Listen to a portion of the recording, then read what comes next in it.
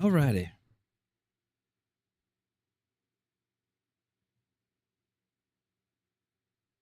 Got some craziness going on.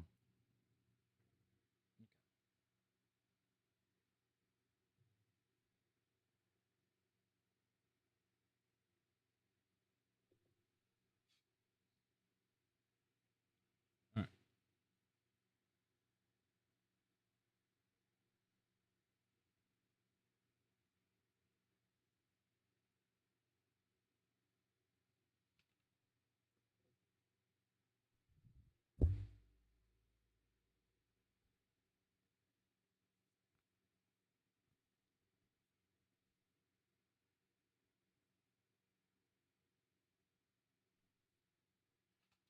I don't know why. I always feel weird not wearing a hat.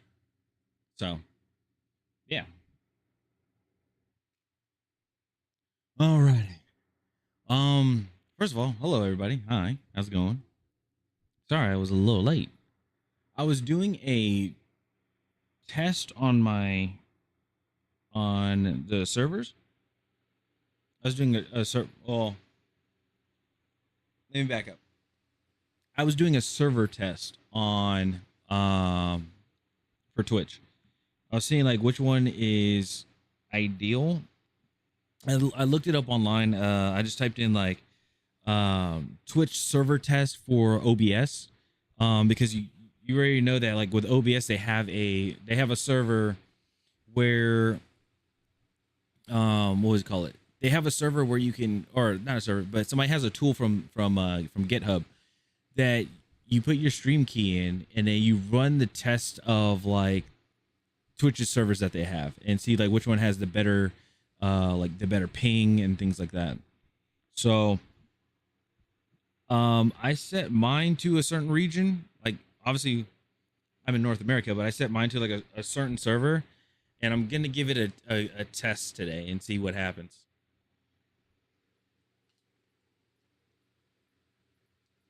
Yeah, so I'm gonna see what happens um with the test. Oops.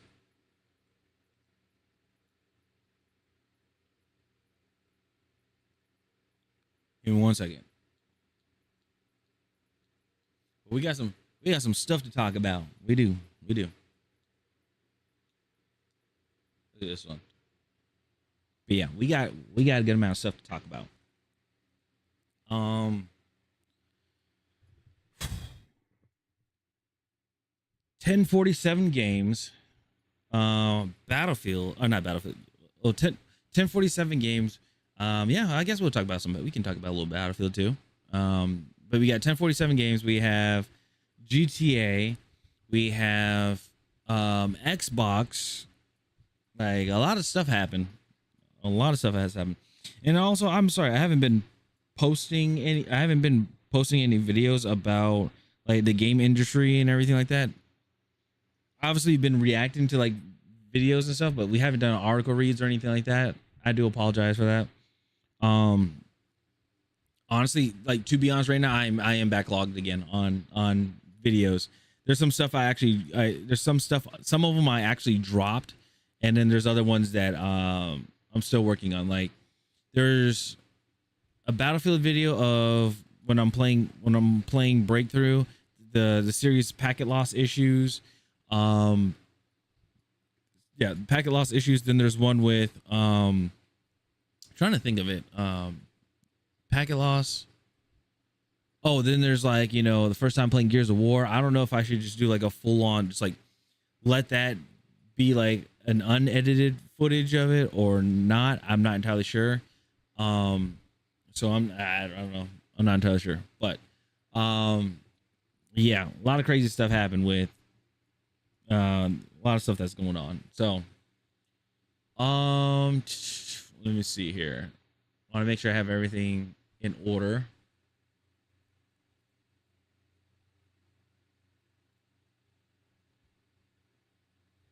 All right.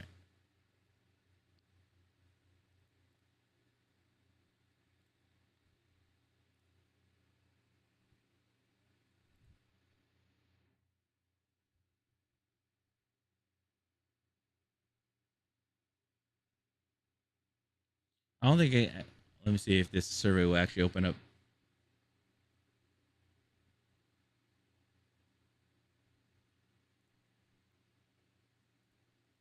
Okay.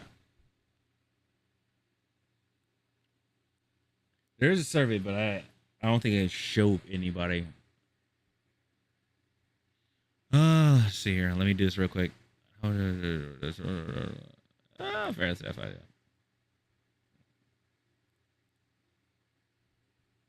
Um.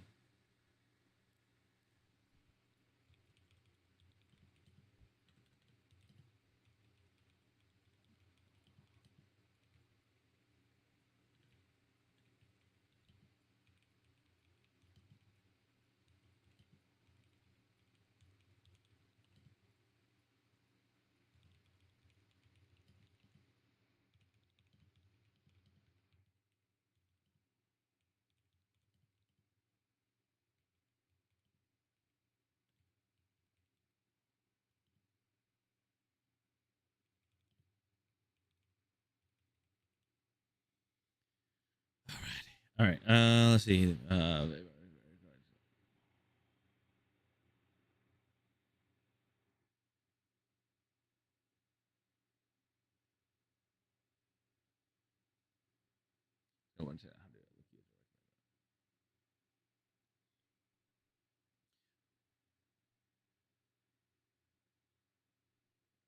Okay. Sorry, guys. Let me just got to do this real quick.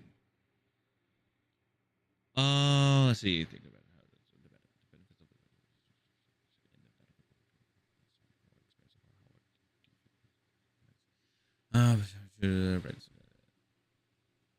Eh. Sorry, these are just like reactions. Gives access to challenges and inspire new content. Gives me access to challenges.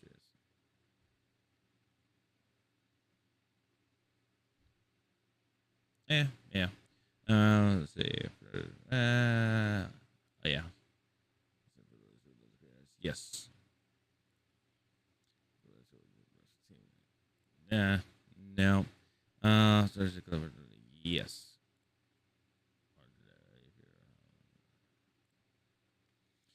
Share.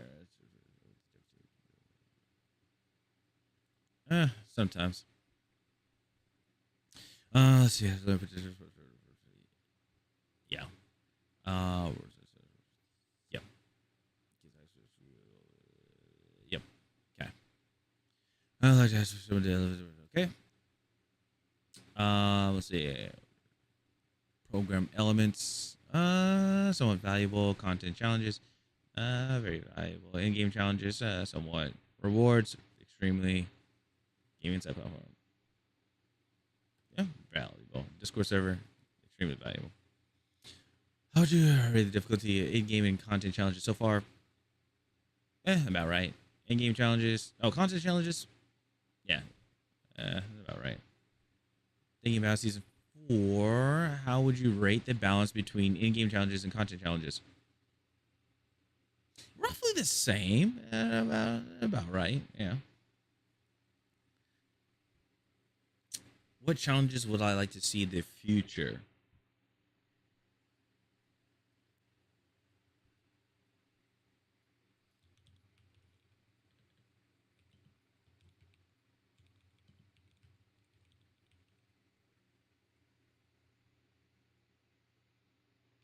Um,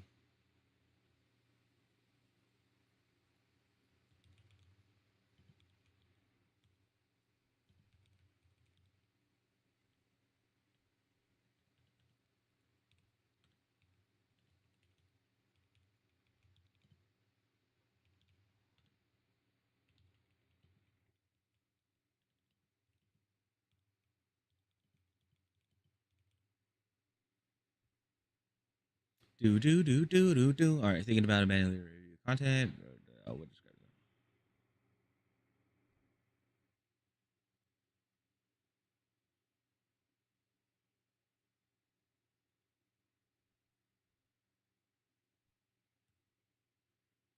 Tips for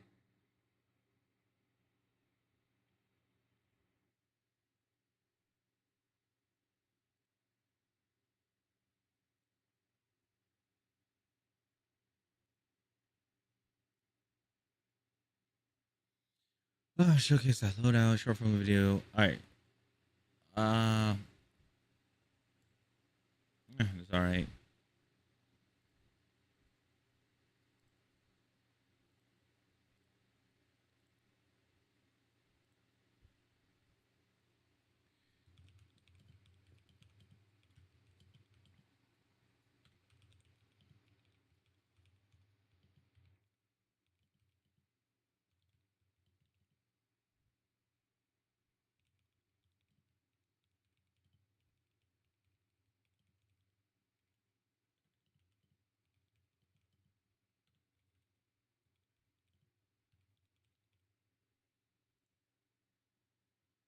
All right, go for what's the highest priority of improvement for the program.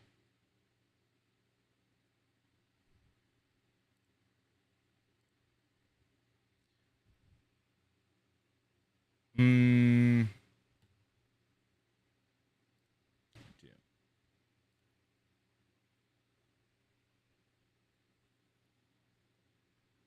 Uh, weekly ish. Red Tech.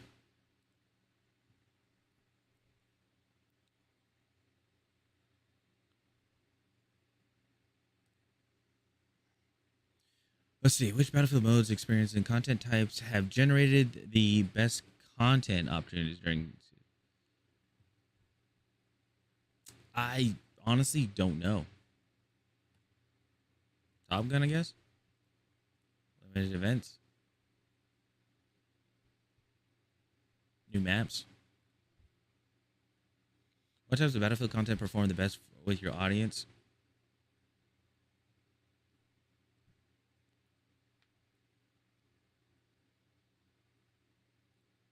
Community interactions, I guess. I don't know.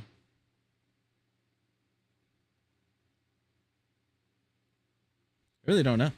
Hey, crazy, what's going on? Um,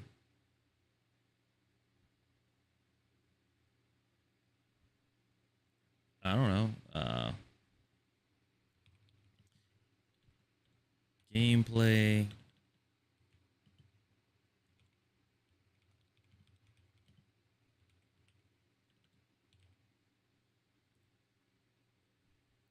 What if only has taken advantage? Have you jumps?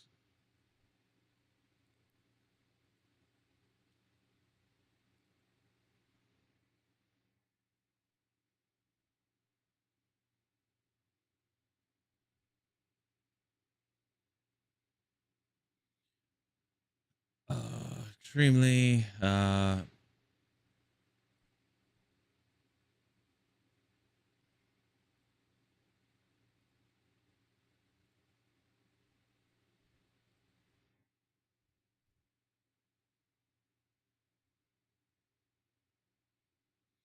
right. What are the? Are you gaming or answering questions? Answering questions real quick because there's like a survey, but after that we're gonna get into some stuff that happened this week with in the gaming industry, and then afterwards we'll get into Battlefield. There's just a lot of stuff that happened. Let's see. What are the biggest barriers preventing you from creating more Battlefield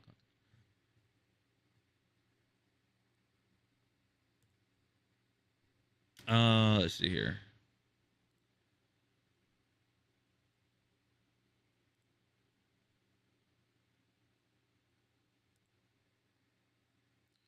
What creator focus improvements would most help you produce a better Battlefield content? Honestly, nothing comes to mind.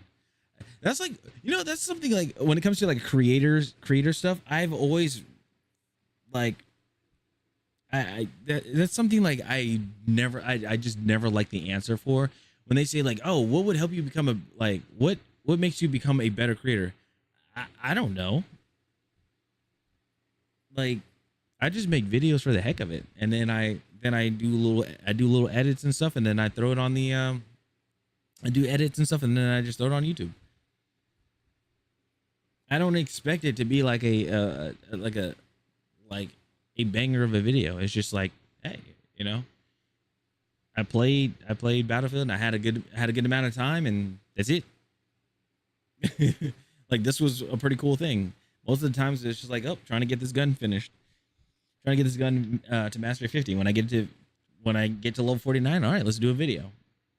Let's talk about the gun. Let's talk about, let's play the game. Let's talk about the gun and stuff like that. And then get to master 50. Let's showcase what it looks like with Unstoppable Force on there. And then yeah, and then just talk about the journey of the weapon. That's it. Like the journey of using the weapon.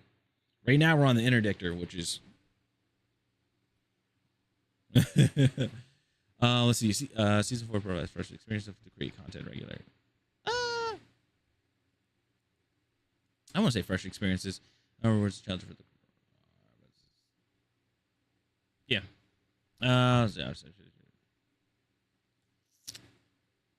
I honestly don't know. Battlefield is currently easier to create. Would anybody think that Battlefield is currently easy to create content around than it was in the previous seasons? I mean, you do have the Top Gun mode. Yeah, somewhat agree. All right. How long have you been?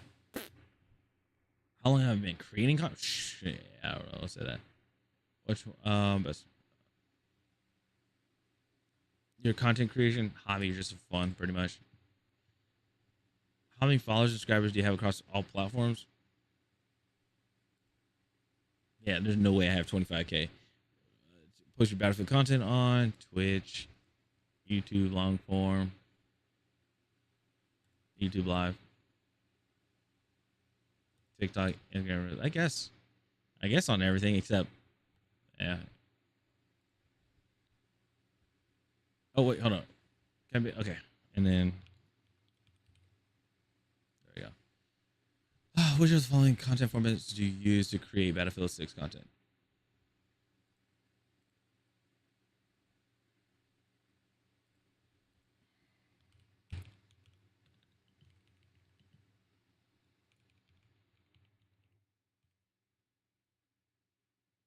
What type of Battlefield content do you typically post?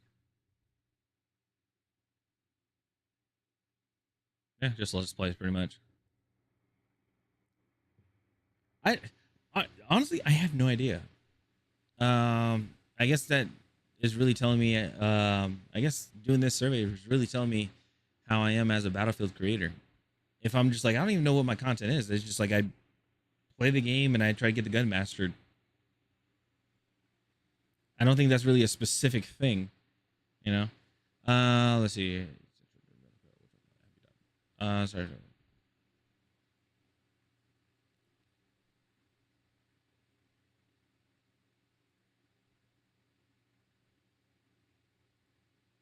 Yeah, that's true. Okay. Which of the following resources would be the most valuable for your growth as a creator? Guidance on optimizing content packaging, programs or spaces connected to collaborate with other creators, presentation or workshops, content creation tips. Let's see, discussions with social media platform. Yeah, that worked. See, none of these would be valuable to me. Guidance on monetization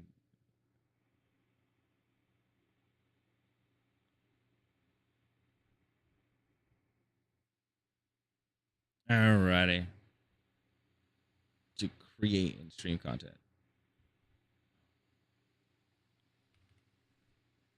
Is it sad? I almost forgot um I almost forgot what my age is. It's crazy. Okay. Okay. Cool. That's done. Woo. All right. So we have that. All right. That's done. That's done. That's done. Oh.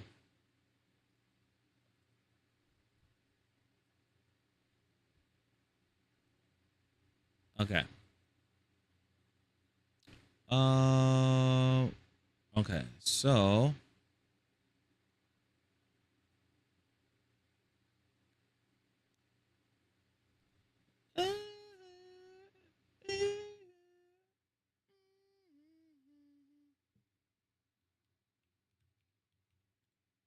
Oh, whoops.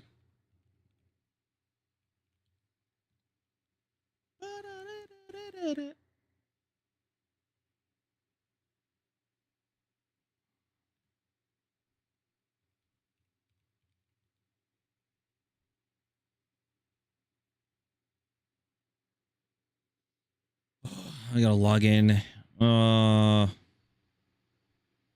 Sorry guys. Sorry. Let's see here.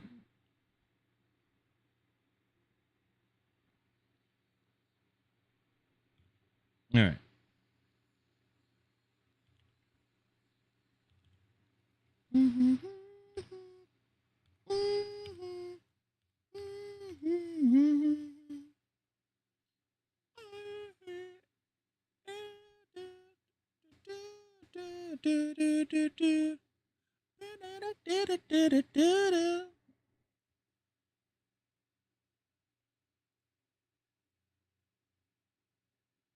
All right.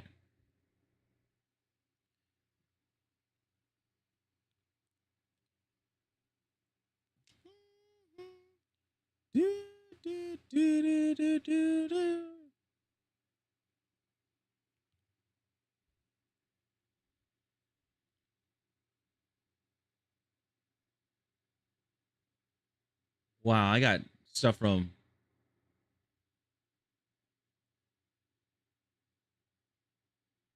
Wait, Crazy Division invited Infinite Campaign Co-op fight your. Oh, I didn't even. This is a long time since I've been on the Halo campaign, Halo thing. All right. Um,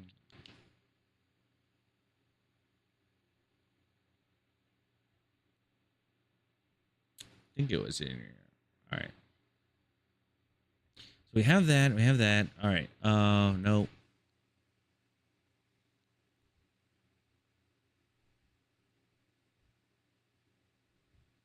Oh, it was Battlefield. All right. Where to go?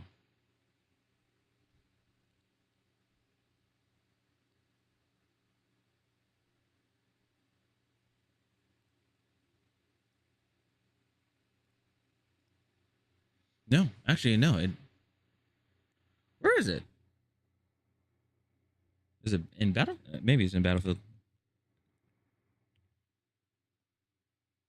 Maybe Battlefield posted it. I'm not entirely sure. Okay, yeah, they did. Okay. Okay, so. I think I should start off with package. Battlefield, we got a package. It's been sitting in my room for quite some time, and I haven't opened it because I was like, oh, I'm going to open it on stream and show people. So this is from Battlefield. Hey, Gaming Duos, what's going on? So this is from Battlefield. I got a package from the creator program. And this is why I highly recommend people to do the creator program if you are a content creator that likes playing Battlefield. So we got a cool poster, little poster. All glory, no mercy. This is all from season 3. Okay. Okay.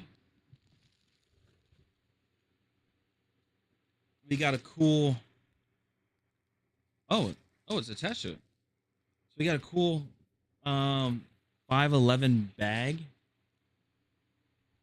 It's a single sling bag. Sick. And it has the season 3 patch on there. It says Warlord Supremacy season 3. That's pretty cool. It's pretty sick, right? That's pretty sick.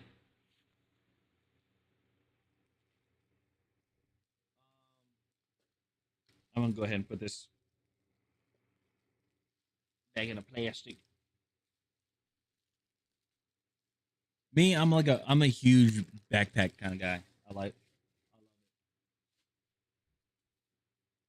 And then a we have a cool little carabiner, which is awesome. Uses for your keys or anything like that. Usually that's what I use. I use to clip like my keys on, so that's pretty cool. Something nice to have. Um, yep. Put your keys on, and then okay. So then they gave me. I'm not sure why, but they gave me the season 1 patch. I wasn't on. I wasn't in the creator program during season 1. I joined season 2. So that's cool though. I have all. I'm currently up to date in patches. Sick. Where's Ella? Hold on.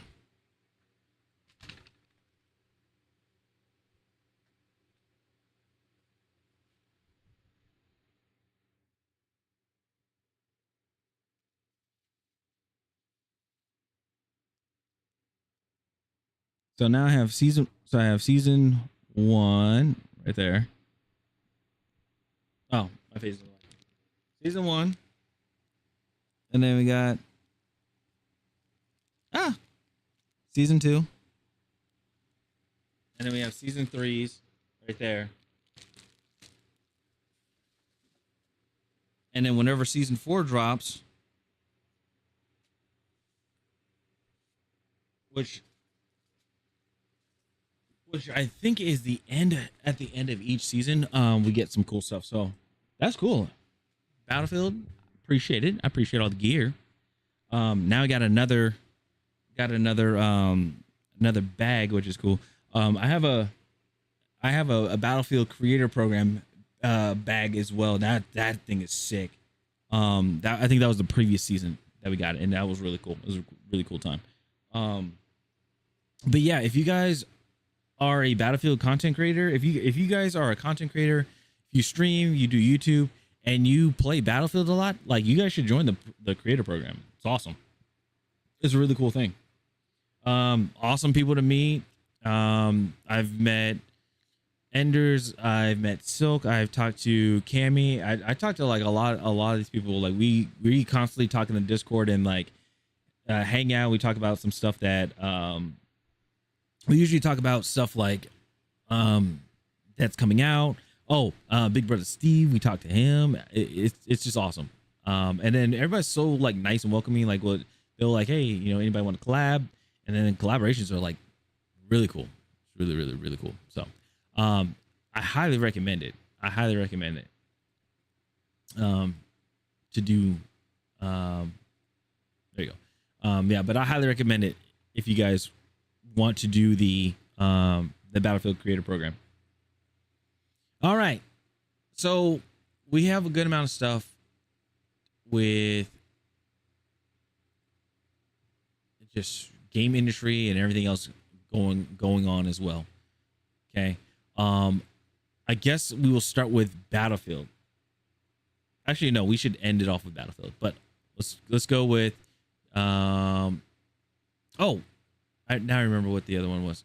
Go here, new, click this. All right.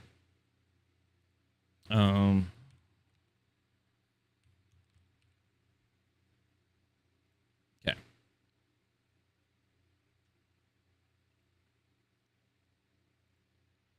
Okay, so a lot of stuff happened. So should we start with GTA? I guess we'll start with GTA.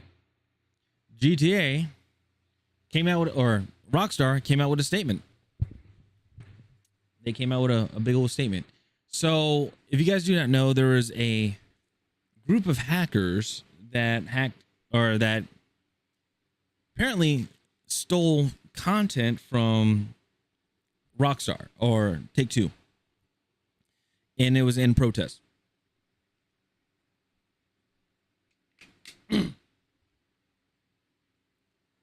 He said, hey, what we're doing, like, we stole the stuff, and they claimed it. They're like, at first, Take-Two Interactive and Rockstar, they were like, no, they didn't take anything. If they did, they took screenshot, like, it was just screenshot stuff. Nope, they posted clips, videos of them shooting leak into a wall, and it looks like GTA. So it was interesting. They've been staying quiet about it and everything. A lot of people and the internet's been going in a frenzy. They're like, oh my goodness. What their protest is basically they holding the game for ransom, pretty much. the content for Ransom. I can't show you guys anything like that because I don't want to get in trouble from Rockstar and them, because they're hunting down everybody that's like doing that's like showing content and stuff. So I'm not gonna do that. It's insane. So what they were protesting is pretty much the whole digital, digital only, no physical game type of thing. They want there's like three demands, I think, or their commandments. One of them is that Take-Two Interactive and Rockstar needs to apologize to the public about everything that has happened, I guess. And then on top of that, there is one with having physical copies of GTA 6. So like it's had the process of the discs and stuff. So they've been going at it for like it seems like it's been a week. So we also found out that we were told that GTA 6 is going to be live, or not live, not the game, but like the next trailer is going to be technically today on the 27th of August, but it's going to be on Netflix, and a lot of people were upset about that because it's like, wow, okay, so now for a trailer you guys are paywalling the trailer, which I mean to the average person it's not a big deal because like it's going to end up on YouTube like in a few hours, like a few hours after, so it's not really a big deal. It's just like whoever really wants to get eyes on it first, and if they have Netflix account, then there's the convenience right there. So I think what it is just honestly they're trying to see if they can get more Netflix users, like accounts created and stuff. Like there has to be like a deal or something that was signed with between Take-Two Interactive, Rockstar, and Netflix. Sorry, something was in my eye. So anyway, that's what pretty much happened. There might be some stuff I missed, but that's pretty much what happened. And now we're leading up to what happened today, or I guess you say yesterday. Rockstar came out and talked about this, about GTA, about the whole situation. So they say here, they said, "Dear all," they said, "we know that many of you have been waiting to hear from us regarding the events of the past week. It would be an understatement to say that having videos of Grand Theft Auto 6 gameplay leak in this way has been heartbreaking for our team. And this is obviously not how we intended for you to see the game after all this time. We are very sorry that everything has taken as long as it has, from getting the game finished, nearly there." That's what they said in parentheses, in parentheses, "to sharing more details in official gameplay and providing the community with everything you want to know." Hold on.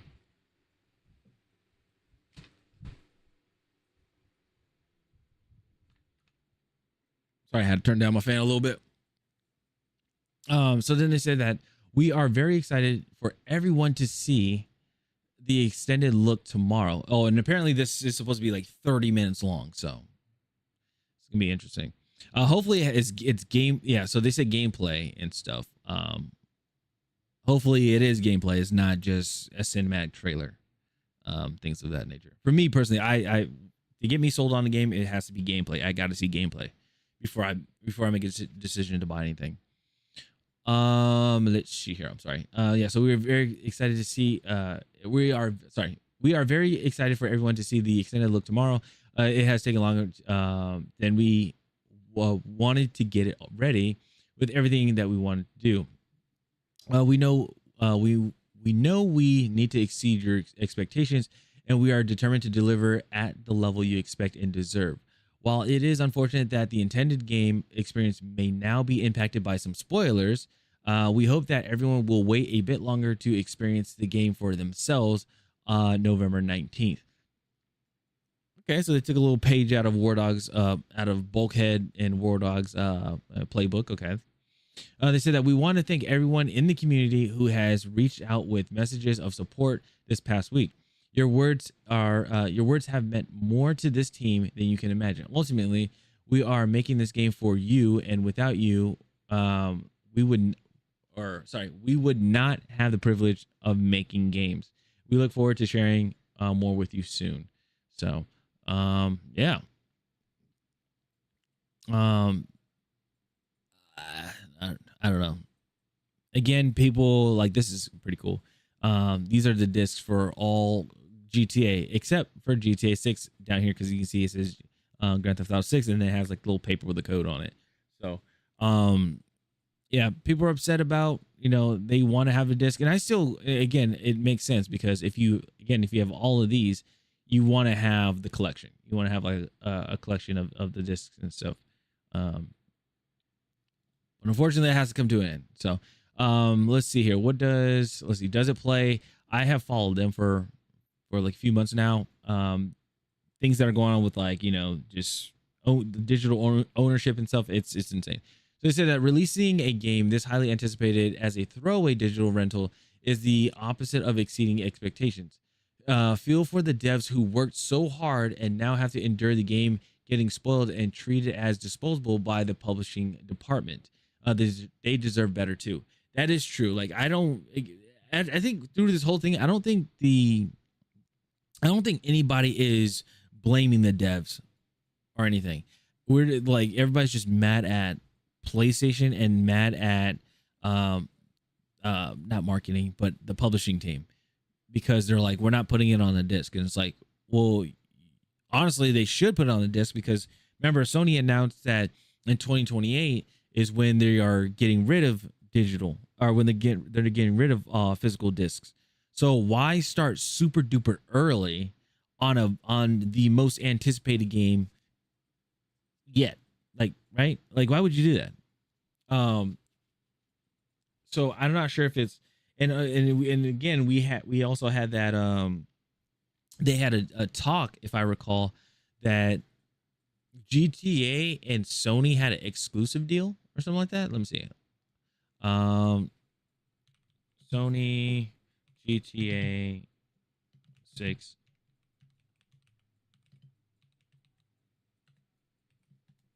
If I recall, it's not an exclusive deal, but they had I think it was a commercial. It was a marketing partnership. That's what it was. So let me put here.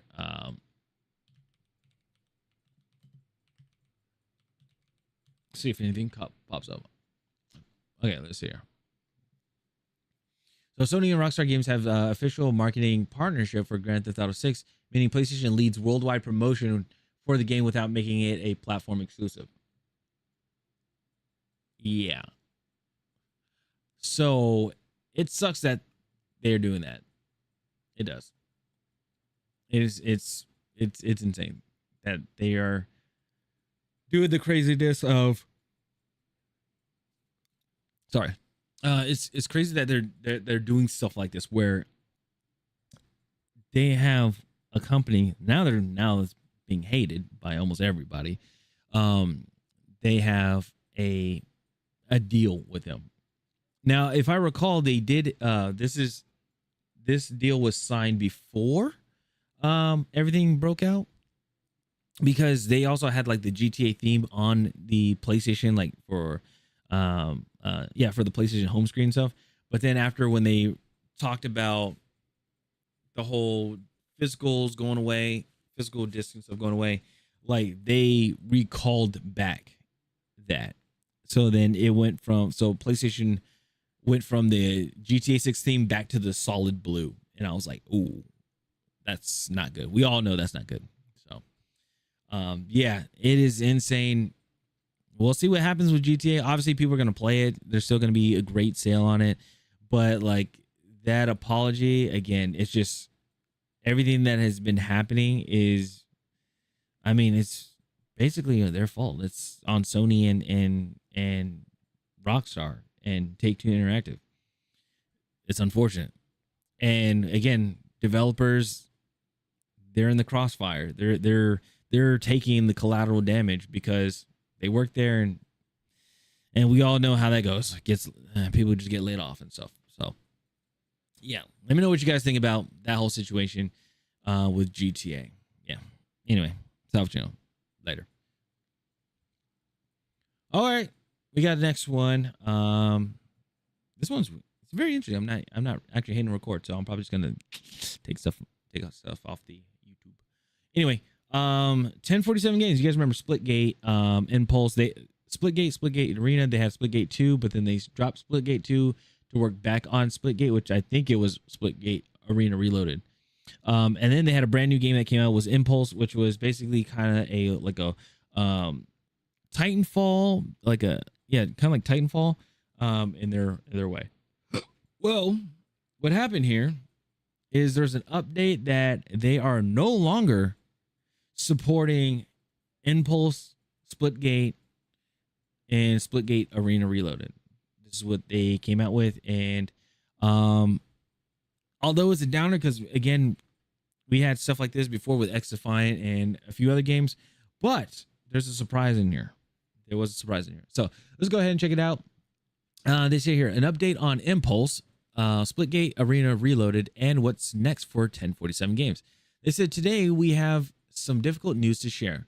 We are ending active development on Impulse and Splitgate Arena Reloaded. Now we all know when they say ending active development, no more updates or anything like that. We have seen it with Bungie with Destiny 2. Here they said this is a hard update for us to write. We love these games and we know this will be disappointing and frustrating for a lot of people. We're sorry. The reality is that neither game is generating enough revenue to support the ongoing costs of dedicated servers. We have continued covering those costs because we wanted to give both games every opportunity to grow. But we have reached the point where it is no longer sustainable. We have loved working on these games, playing them, and building them with the community, and we wish we could continue supporting them. Basically, hey, we tried to put some money, we were putting money in, people weren't doing microtransactions, people weren't buying the games, and it really affected us. But we tried to keep the game alive, the servers alive, by throwing our own money into it, which is nice. But it's just too much. It's too much where it's probably affecting the studio as a whole and unable to do other things. So, fair account. Thank you so much for the follow. I appreciate it. Welcome in. So yeah. So then they said, what we do not want to do is simply shut the games down. They said that we believe people should be able to keep playing the games they love even after active development ends. They said the original Splitgate launched 7 years ago, which is true, and it's unfortunately it got overshadowed by Halo Infinite. It was doing very well, and then Halo Infinite came out, and then everybody just dropped it and played Halo Infinite. They said when its dedicated servers went offline last year, we moved it to peer-to-peer so people could keep playing. It remains playable today, including on console. Wherever technically possible, we want that to be true of every game we make, which is nice. They said, so we reworked Impulse and Splitgate Arena Reloaded to support peer-to-peer play. On Thursday, on Thursday, September 3rd, both games will move to peer-to-peer hosting with a server browser. Dedicated servers and matchmaking will shut down, but players will still be able to host matches, find games, and play with friends forever. Impulse will also receive one new map and lower its price across all regions. This will be the final version of Impulse. Active development may be ending, but we'll still be playing Impulse and Splitgate Arena Reloaded and hanging out in the Discord. If you see us in lobby, come say hi. Again, that's really nice. Now, the second part of it, they said, what is next with 1047 games? They said we started 1047 games 10 years ago because we love video games. Since then, more than 25 million people have been playing our games, and many of the people we've met along the way have become lifelong friends, which is nice. Building community. After 10 years of focusing on live service shooters, our focus is changing. What we build next may look very different from what people expect from 1047 games. But what has not changed is why we are here. We love making games. We learned a lot over the years, and we will carry those lessons into what we build next. Ooh, excuse me. I know I'm getting yawns. I don't know why. I'm not tired. Let's see here.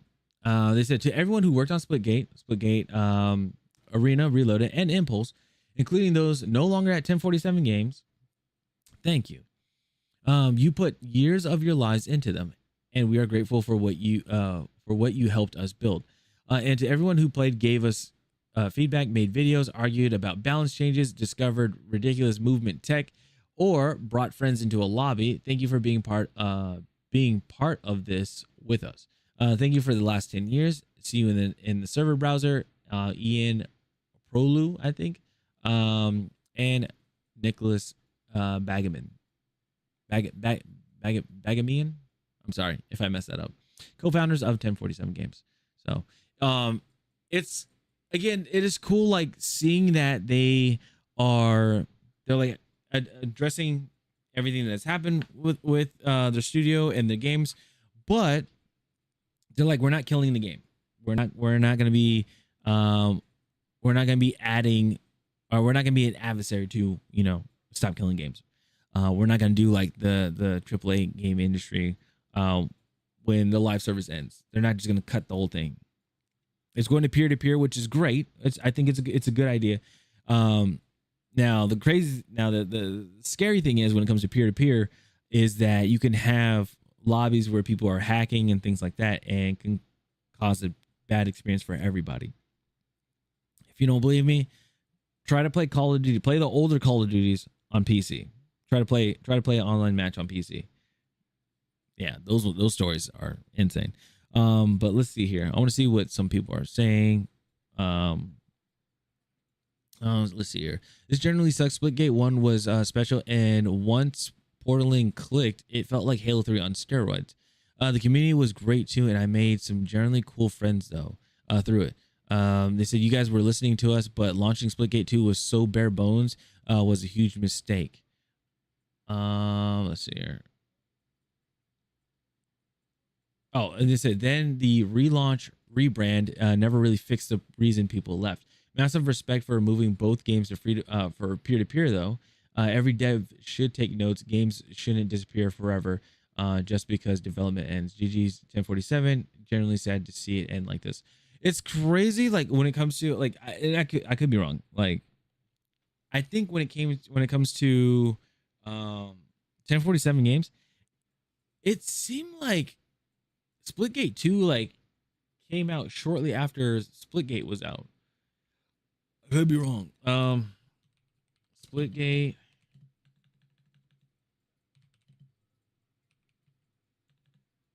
Release date. Okay, so May 2019. Oh, never mind. I'm way off. Okay, 6 years. There's a 6 year gap. But I feel like you'd still put more into Splitgate, right? Like you'd want to put more in Splitgate. I would 4 years at least, just like solely working on that, fixing it and everything like that. That's me personally. Before doing a Splitgate 2. And then they said Splitgate Arena Reloaded. When was this release date? December 17, 2025. After being rebranded from, yeah. So then that's when they got rid of Splitgate 2 or rebranded it and changed it to Arena Reloaded. I would just revert it back to just Splitgate itself. So, but yeah, that is 1047 games. Let me know what you guys think in the comments about 1047 games and the way how they went with it. Do you guys think that was a very honorable thing that they did, making it peer-to-peer and things like that?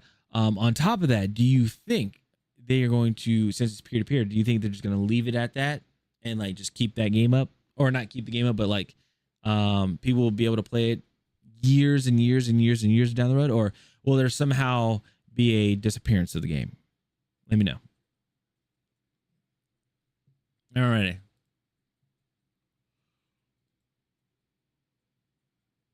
Oh, excuse me. Excuse me. All right. I'm just getting tired. I don't know why I'm tired, but I'm getting tired. Anyway, All right. Big one. Big one.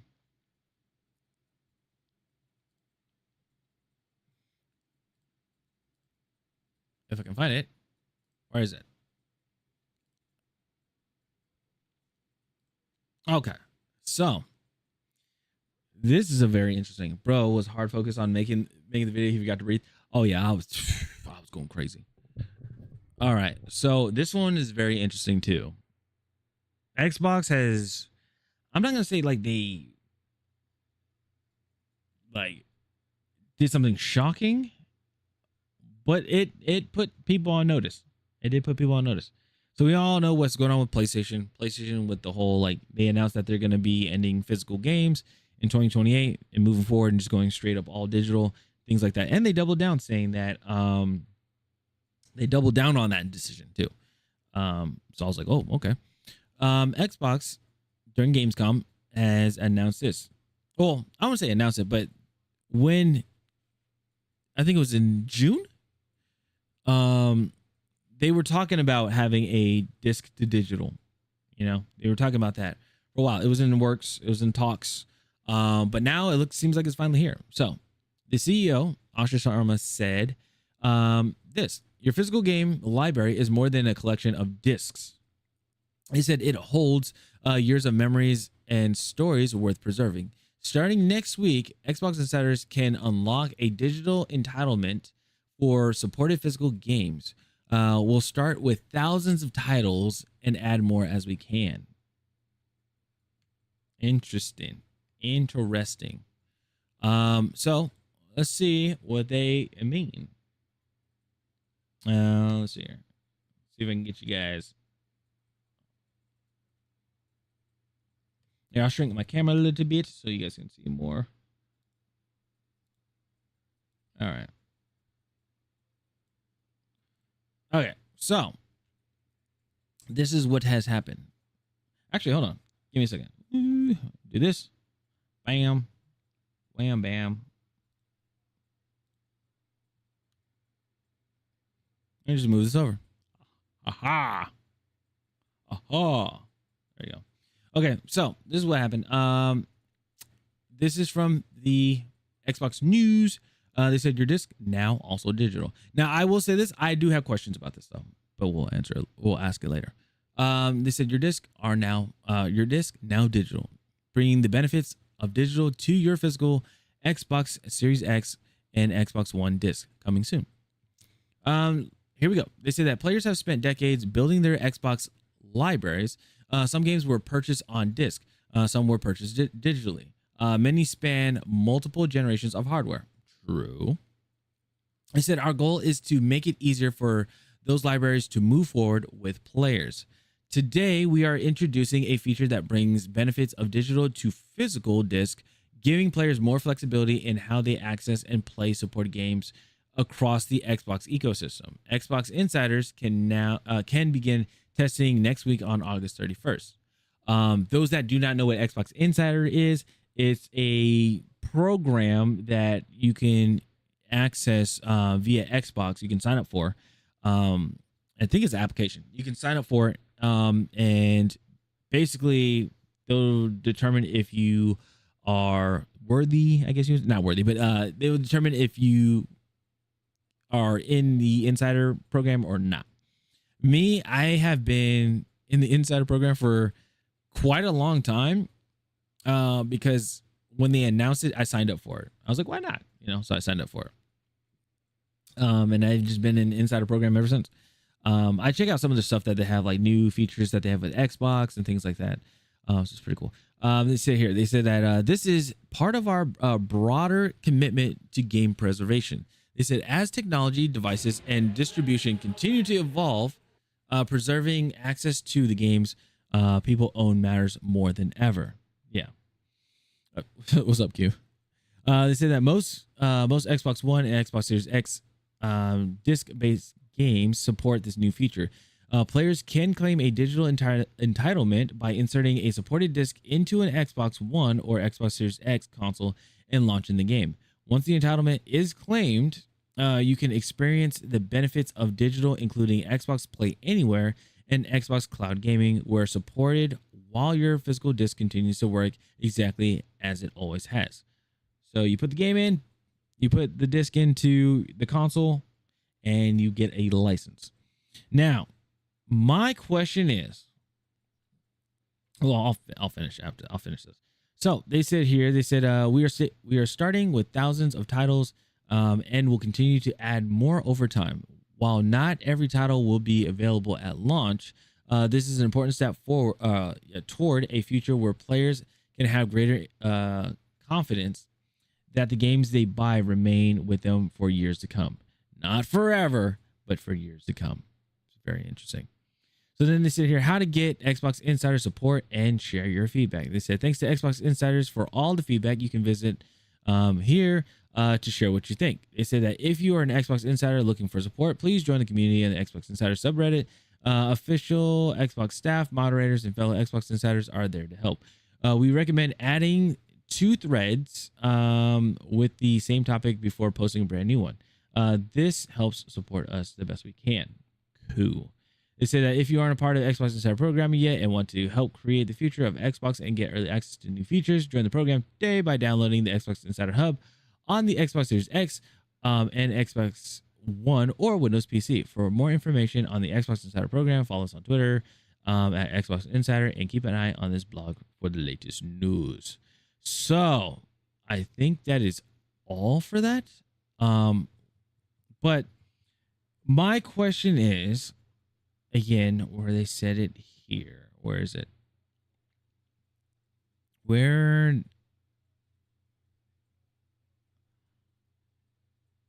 This part. Players can claim a digital entitlement by inserting a supported disc into the Xbox One or Xbox Series X console and launching the game. Once the entitlement is claimed, you can experience the benefits of digital, including Xbox Play Anywhere, and while your physical disc continues to work exactly as it always has. The big question I have here with this is that if you were to put the disc into your console, does it automatically do it, or does it give you an option? Like, if you pop the disc in, they say, hey, this disc is not, or this disc doesn't have a digital license. Do you want to claim the digital license? Or does it just, you put the disc in and then it says digital license claimed? That's what I'm curious about, because for me, I like how my games are. I'm not gonna lie. I like how the disc is, where the license and everything is on the disc. Like if I try to go onto Titanfall right now, if I try to go on Titanfall 2, I can't play the game because it says, oh, you need the game. And I'm like, oh, okay. Then I put the game in and it loads up and I can play it. Again, it's for convenience, but for me personally, I'm all about consumer options, player options. I want to have an option than being told what to do, what I can and cannot do. That's why it's like a lot of people are upset with, I think what a lot of people are upset with PlayStation, or one of the variables when it comes to the issue with PlayStation, there we go, is that you're for like people that are wanting to constantly play physical games, they love it and everything, that they are now forced to buy digital if they want to continue forward with PlayStation. Like they have to buy digital. Me, I've always fought back on this, or I always pushed back on it because for the instance with Starfield, I got the limited edition that they announced on their website. I bought the limited edition, and they said you get 3 days early access. And that's the typical nudge, wink, wink when it comes to digital games, is the early access. You get a digital, hey, you get to play 3 days early, 4 days early, 5 days early. But if you get the physical, well, you gotta wait until release, and that's also a downside. That is the downside to the game, or just the games in general. It happened to me with Starfield. I got the limited edition, like I said, and and I was thinking I was gonna get early access, so I went to Best Buy 3 days early to pick up my game. Because I was like, oh, I should be able to pick up my game. They said, no, we don't have it. I was like, what do you mean? I was like, I get 3 days early access. I had the limited edition. They said, no, that's only for digital. I said, no, it's not. It's just limited edition. I went on their website, and it clearly showed that it did not say it clearly did not say, I'm sorry, that it was digital only. And then when I made a video and I refreshed the page, it popped up and said digital only. And I was like, mother, I was so mad. Still upset.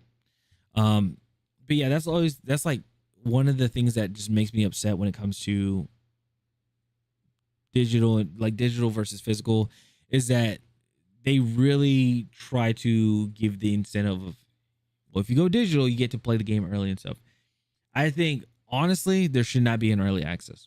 There shouldn't be early access, early gameplay, or anything like that. Everybody should get the game the day it comes out on release date. I think that's what it should be, to be honest. I could be wrong, but again, no, I'm not saying I could be wrong, but I think that's what it should be. Because it's like, I don't like being told what to do and stuff. Obviously that's an option, right? But it's just kind of like one of those, like, somebody tugging your shirt, like, hey, if you come over here, you get this and stuff. And they're like, they're trying to like push you over there without them saying, hey, we're trying to push you over there. So, also I've had issues with, I think it was, let me see if I still have it. If I have the tweet. Let's see here. Oh, I'll have to look at that for. I'll have to look at that one. Okay, so then they said, let me see here. I think it was it on my profile? It was. Dude, they changed up so much here on Twitter. I think it was right here. I know for sure it's right here or not. I just gotta find the post.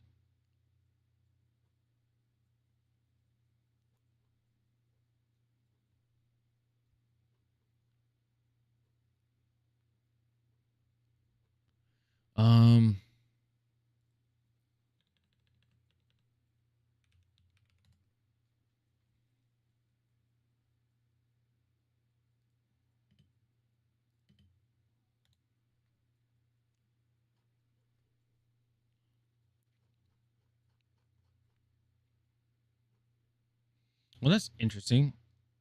Latest. Okay, from me, but okay, so this is all janked. If I type in Xbox, let's see here.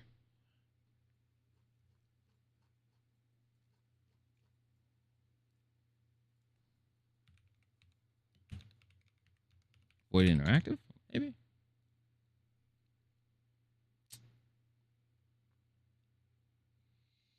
Nope. Okay, fine. I'll do it this way. Search.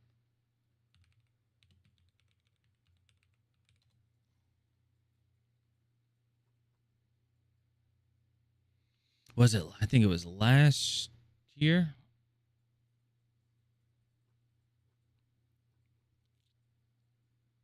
Void Interactive Xbox.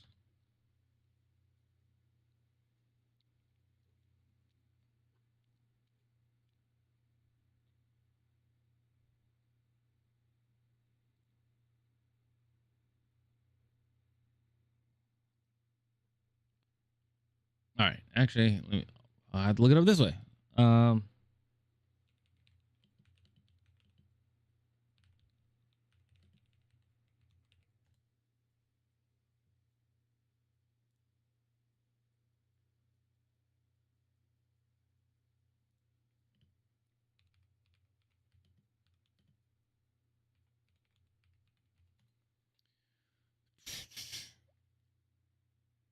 Okay. What were the release dates?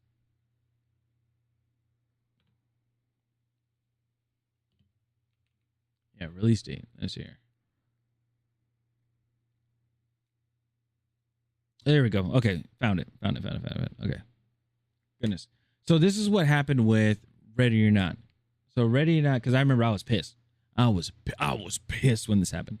So Ready or Not or Void Interactive, they came out with Ready or Not for console. They said, "Hey, we're finally putting out a console release." Right? When they announced it, I immediately pre-ordered it via um, GameStop. I got mine through GameStop, and I was like, "Okay, cool." They said that we're gonna get it July. That's what it was supposed to be, July. When they came out later with the announcement, they said, "Oh, it's only for digital," and I was like, "You said there's physical and digital. Why isn't there physical?" They never explained why that physical games were pushed back. They never said anything. So then they said that it was going to be in August. I remember that, and then I waited until August. Didn't hear anything, and then they announced that it's going to be September 26th of last year, and I was so mad. But I kept my cool. I swear. Why? Because I have the game. I have the game now. It's still packaged up, but I have the game. Actually, let me grab it.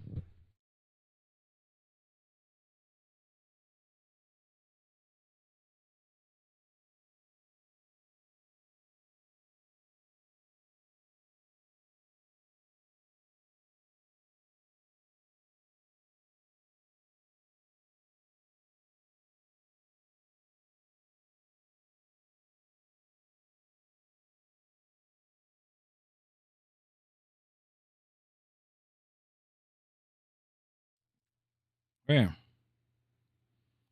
Rating that on the Xbox Series X. Yep. Still in the plastic and everything. Yeah. Yeah. The reason why is because I still have the PC version of it because I was playing that during its I was gonna say alpha stage. I guess you'd say because I got Ready or Not when it was like $10. So, you know,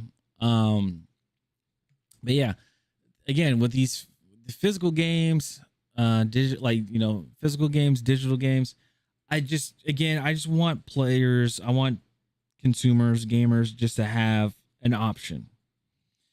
The overall big issue is the DRM, because they said for the time being, so when somehow this goes kaput or your account gets banned and stuff, how does that work?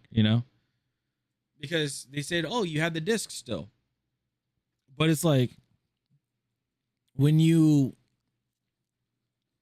have the disc, you put it in and you get the digital license. And say, for instance, your account gets banned, and you make another account later on. You just make another account, and you pop the disc in. Does the key for that license? Can that get put onto that profile, or is it a hey, this license has already been claimed type thing? That's what I'm wondering, because they didn't answer. They didn't answer that either. These are things that I've asked or been trying to ask. Let me find it. Yeah, these are things like I'm trying to ask on Twitter and everything like that to see if anybody knows. I said, question, after the update, does the disc to digital feature automatically apply when you put the disc into the console, or does the feature ask you, do you want to have a digital license? I have questions following up. Nobody. I haven't heard anything about it. So there's that. Oh, and then there is Jez Corden.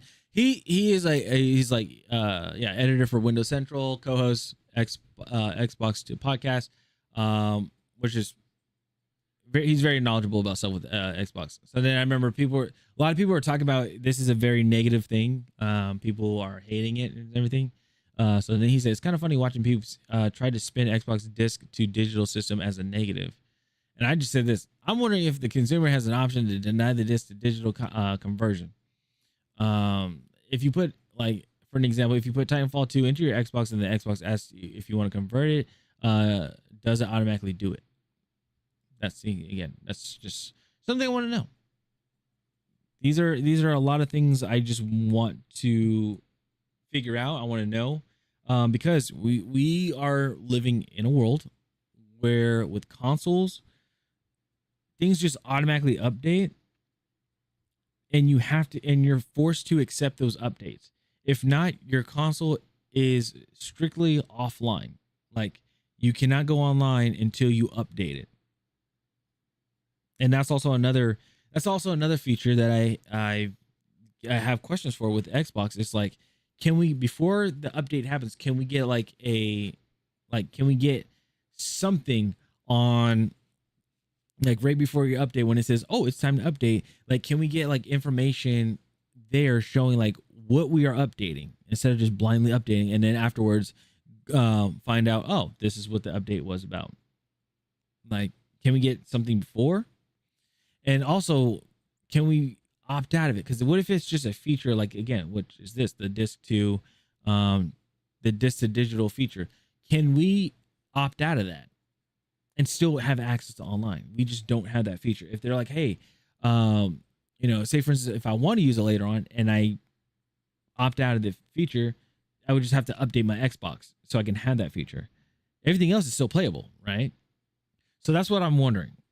I'm very curious of. So, but yeah, that is what's going on with Xbox. They're doing the whole disc to digital. People are happy about it. Some people aren't happy about it. Things like that, things of that nature. But I would like to know you guys' comments. What you guys think about this whole thing with Xbox? You think it's a good idea? You think it's great? You guys like it? Do you guys not like it? You guys don't care? I'd like to hear you guys' thoughts. Anyway, Soft Gino. See you guys later. Peace. Woo! Struggle bus. Struggle bus.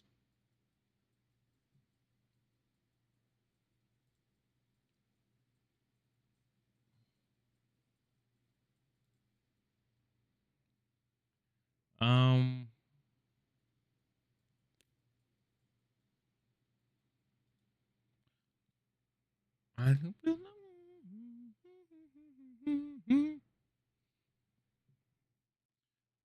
Let's see here. Yeah, I think it's time for me to get into some Battlefield. If I fall asleep in my chair. So let's see here. Let me double check. See anything with. Wait, what?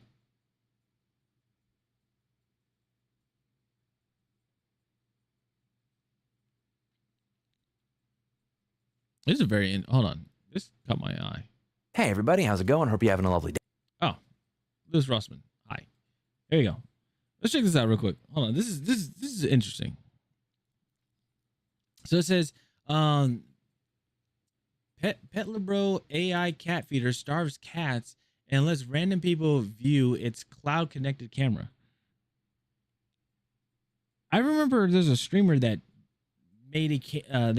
made something along the lines of a cat feeder, and I guess it's like that person's chat was able to feed the cat with a command, which I thought was pretty cool. So let's see maybe it's a different thing, but let's see what's going on here. Hey, everybody. How's it going? Hope you're having a lovely day. Welcome to today's episode of How You Getting Fucked. I'm your host, Lewis Rossman. Today, we're going to talk about the Petlibro series of cloud smart feeders for your animal. So if you're away from home, as I am from time to time, it can be useful to have a device that will feed your cats or feed your animals. And the ones that I've bought have always been one of two types. Either A, the type where essentially it's a gravity feeder. It just keeps dispensing food until it runs out. Or two, the type that is local, where I could put it on a schedule. And I've switched to the gravity feeder because if I'm away, I still have somebody check up on my cats every day just to make sure things are going well. Which is fair. But I don't want any electronics, much less something connected to the internet, being the reason that my cat has not been fed. And this really validates my decision to use one of those feeders. So they make a cloud feeder that connects to the internet, and it also has subscription packages ranging from about $12 to $17 a month.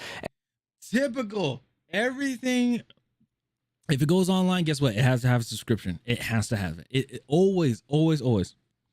They can be like, oh, you can have a freaking bidet. You can have a bidet that just automatically schedules when to clean your butt or something. I don't know.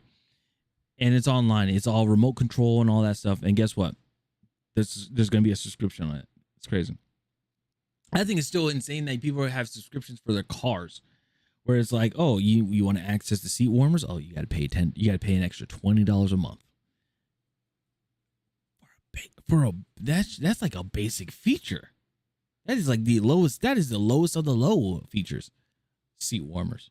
And because this piece of garbage connects to the internet, that means that when there's an issue with their cloud server, it actually stopped feeding people's cats. The problem that I have with this is not just the fact that it stopped working, it's the fact that they were not being fully honest with users. So they said the following: there were cloud server issues that caused a backlog of data requests, overloading the system memory. So it looks like Pet Libro is having the same problem that the Swiss train system is having by using systems that have, anyway, I'm not going to get into that right now. That is a long story.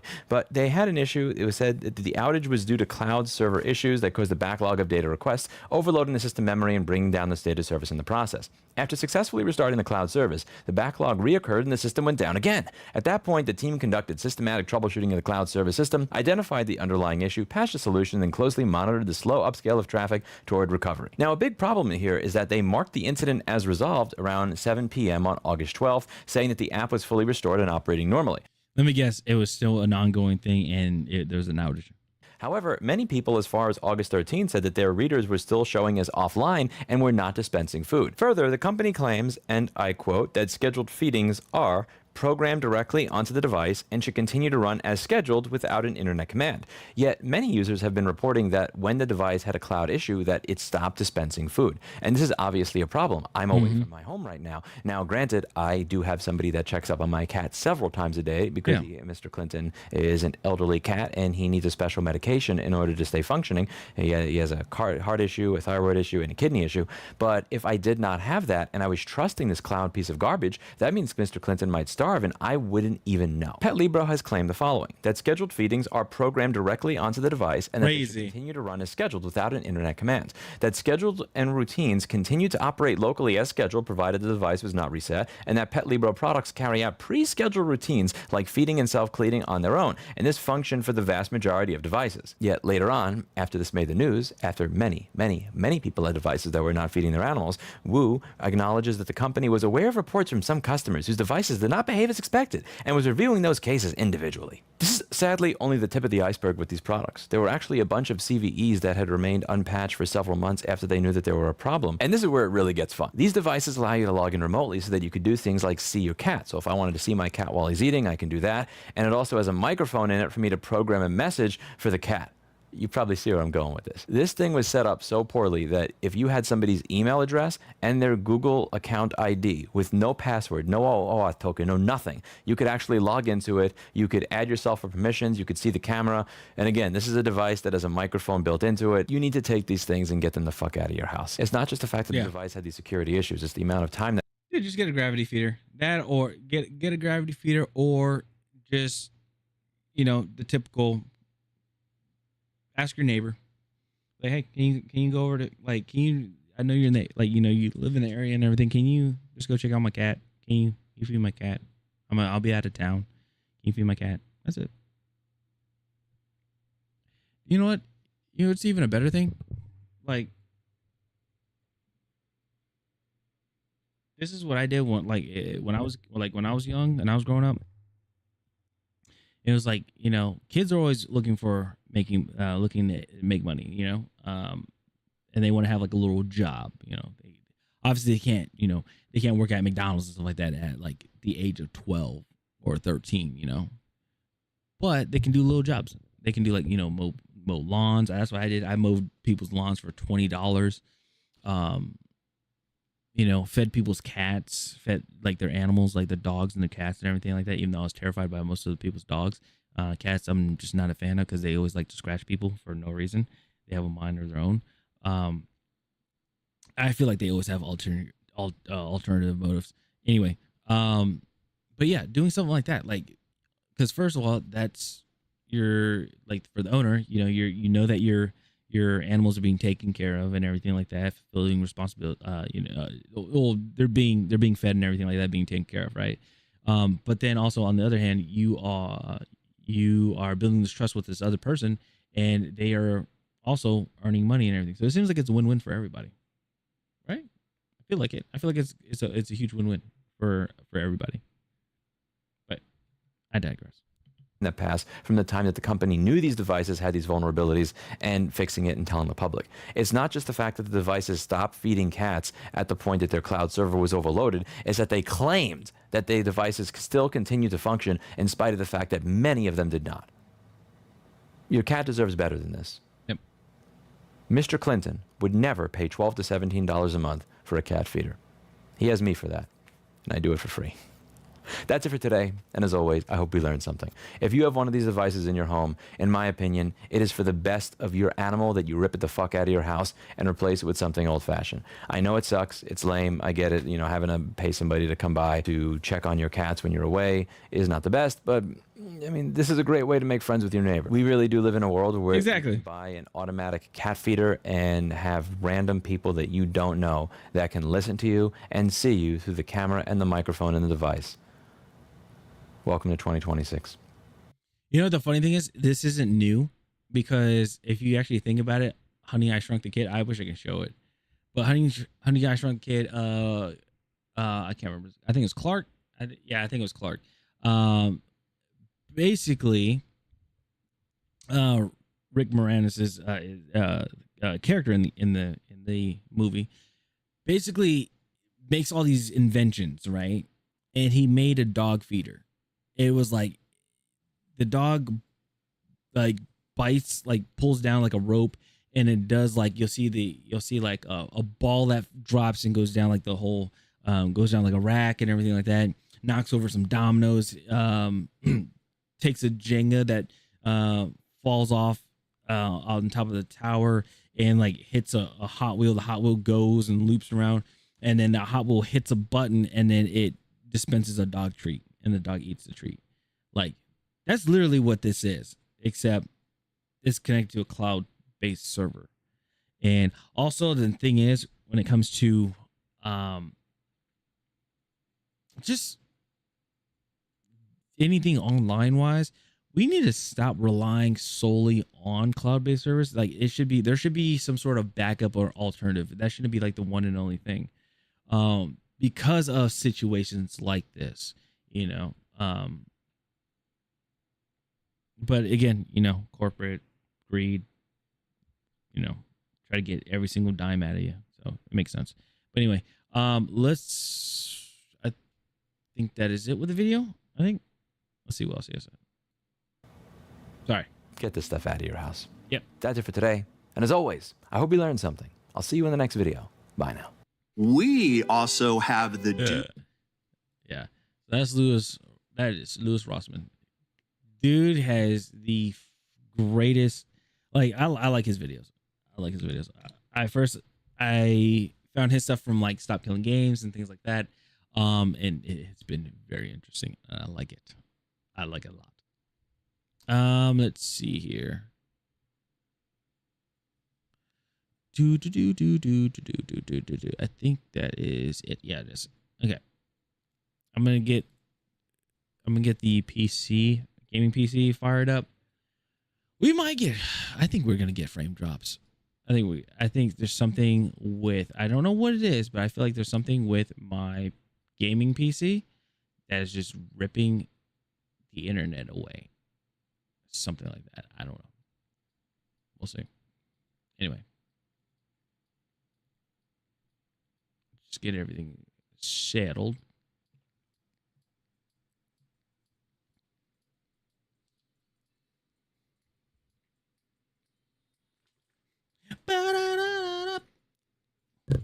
Ow. All right. Let me set everything up. I'll be right back. Enjoy the tunes. If you're on Twitch, enjoy the tunes. YouTube, unfortunately, I'm sorry, because I don't know if this is actually DMCA or not. So it's just it's video game. It says video game music. So yeah, I don't know.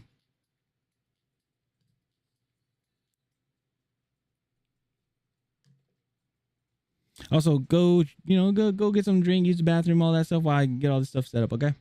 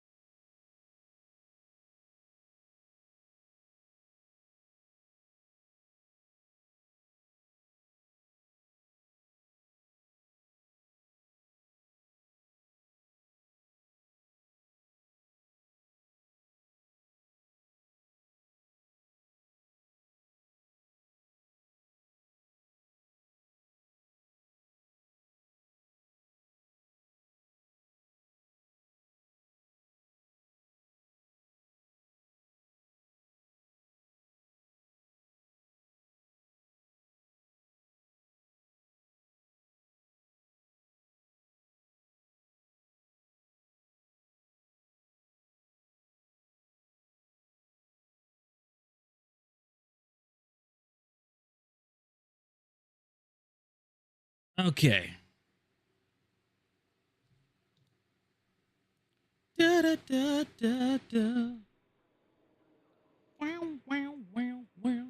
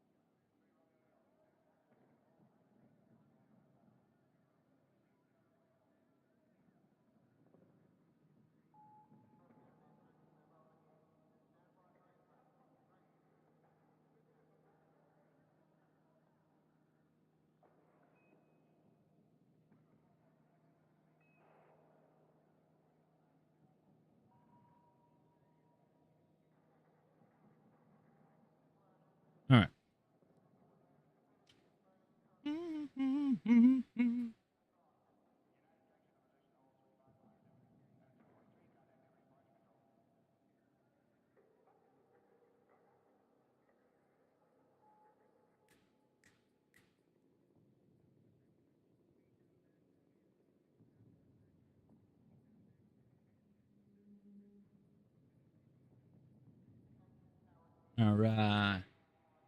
Maybe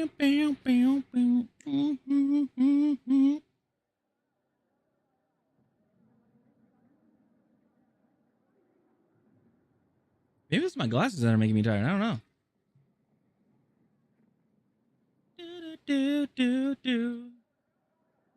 All right. Let's get it.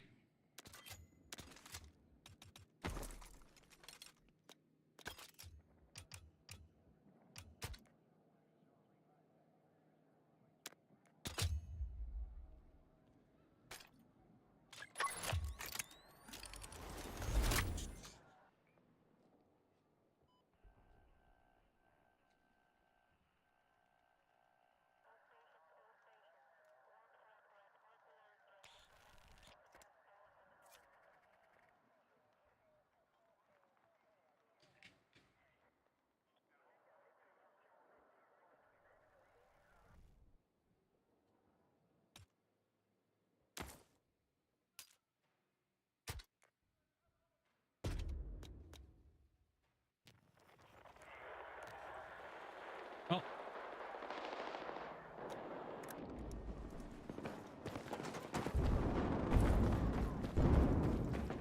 Really?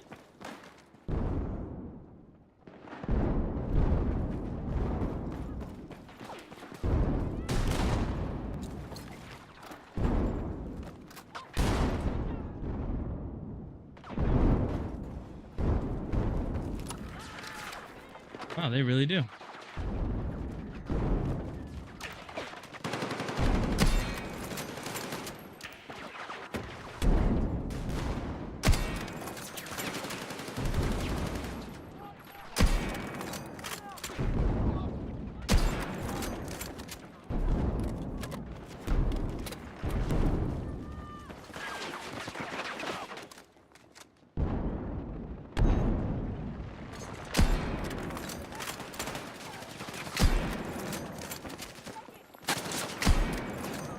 Dude, my reaction time is terrible.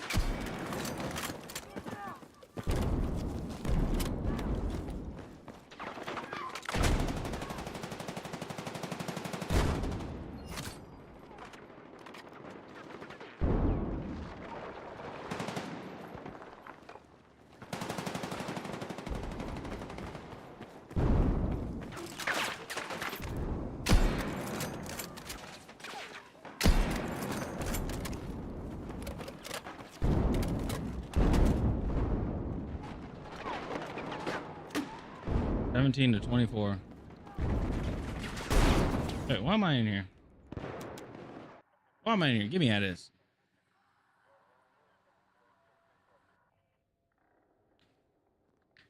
Get me out of here.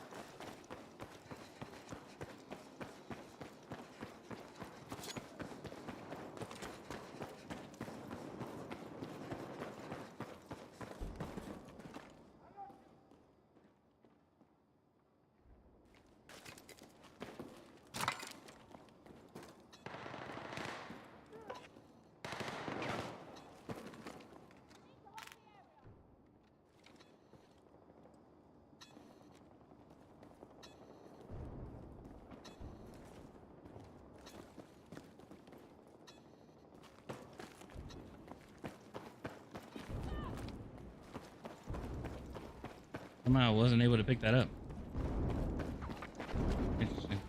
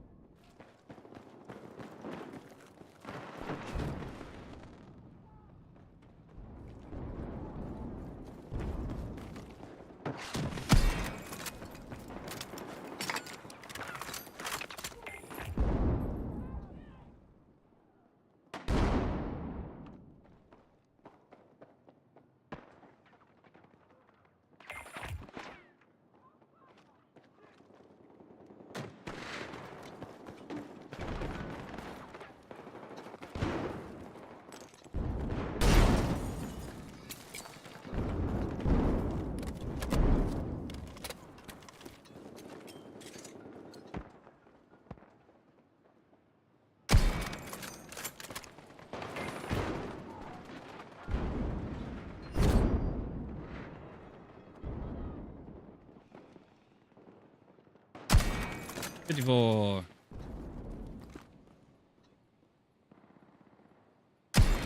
$54.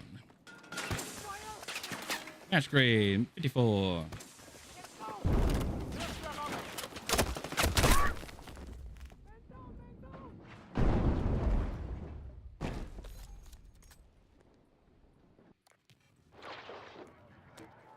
Somehow he killed me.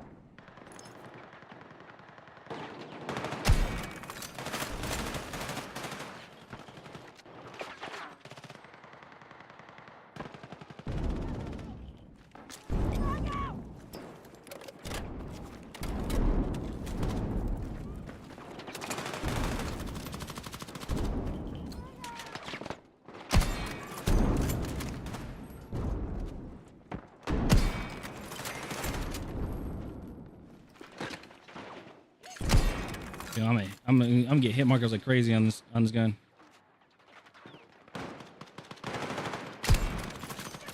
Or oh, that was a headshot.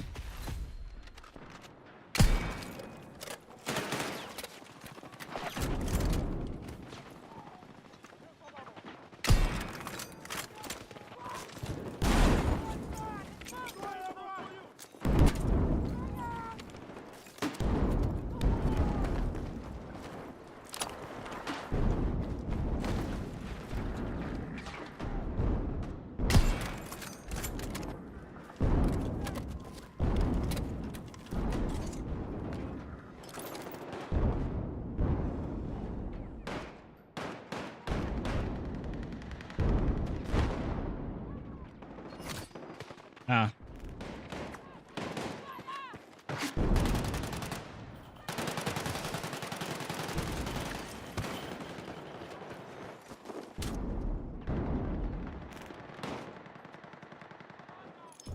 Come on.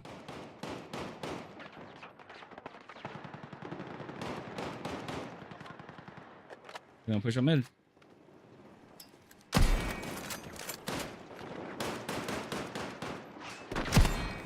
$80.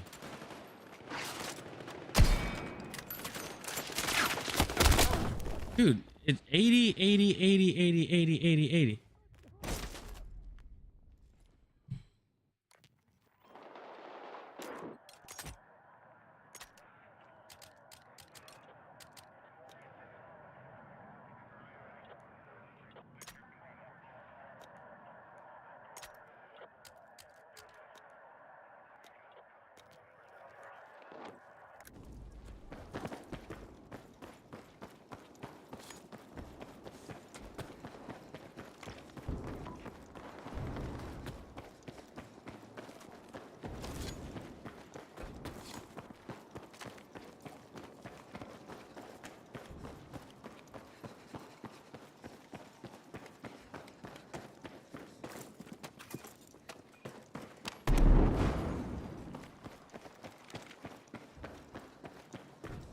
in case we got to fall back, you know. Just in case.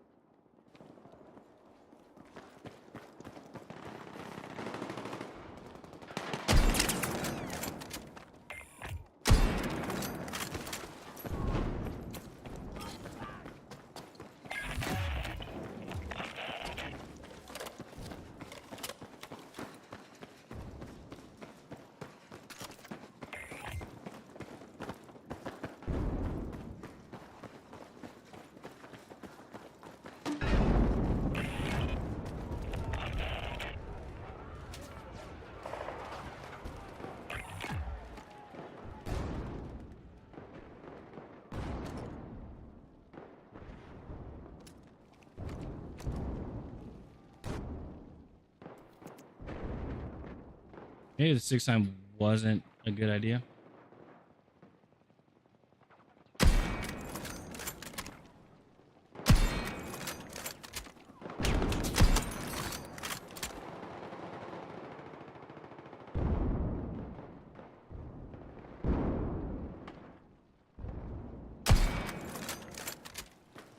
You gotta be kidding me. I definitely hit that.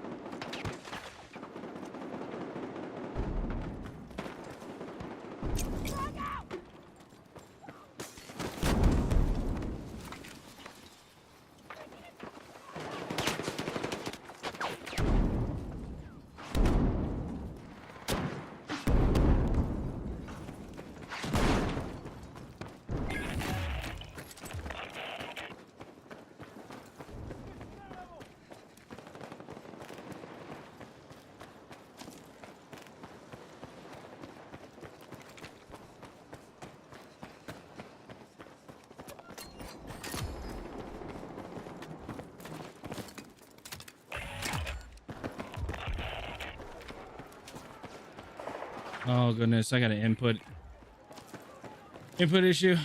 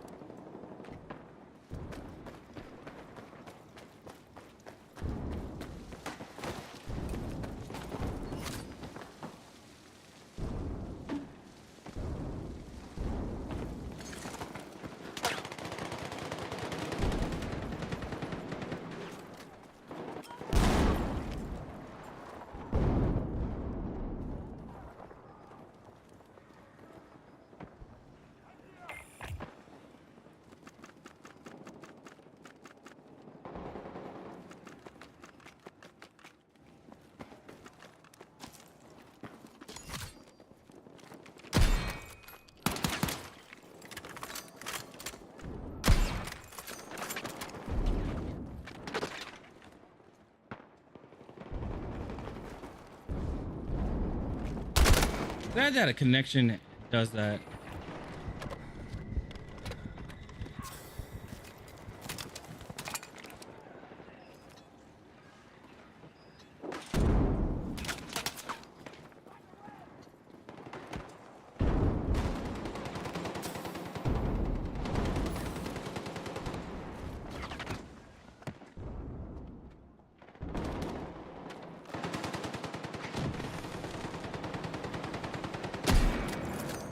Also, can somebody tell me how a match grade 50 BMG round that explodes, like it actually, you see the explosion of the round, like it ignites, how that does 80 damage to a body. Like I'm really trying to figure that out. It's still.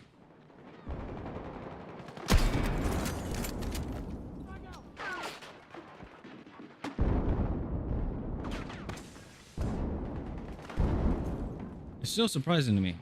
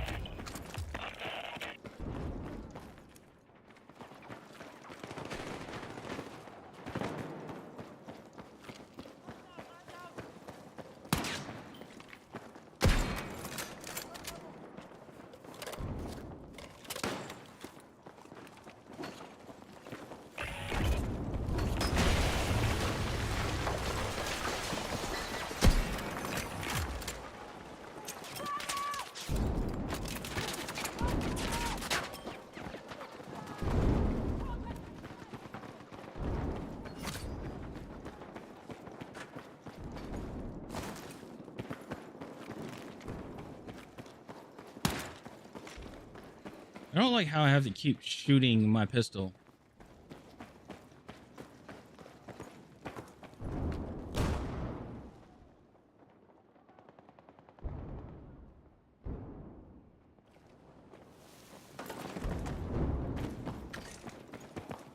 This is definitely a problem.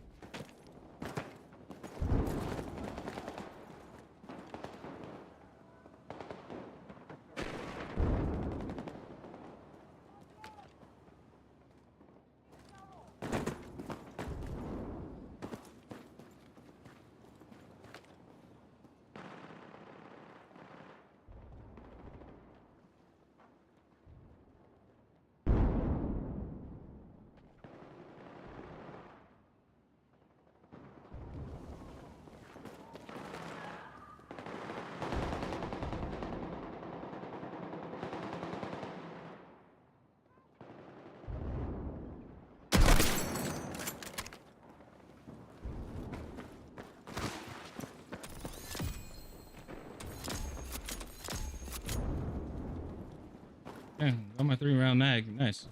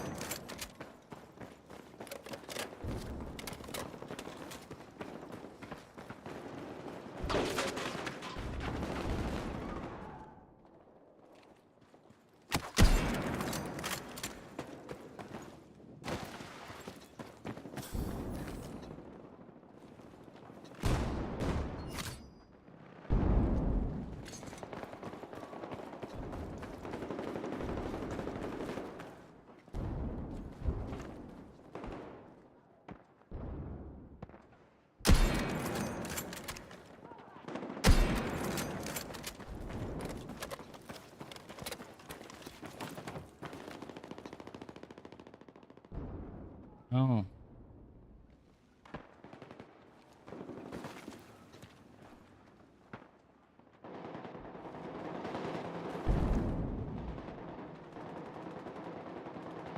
Oh, my stomach's really getting.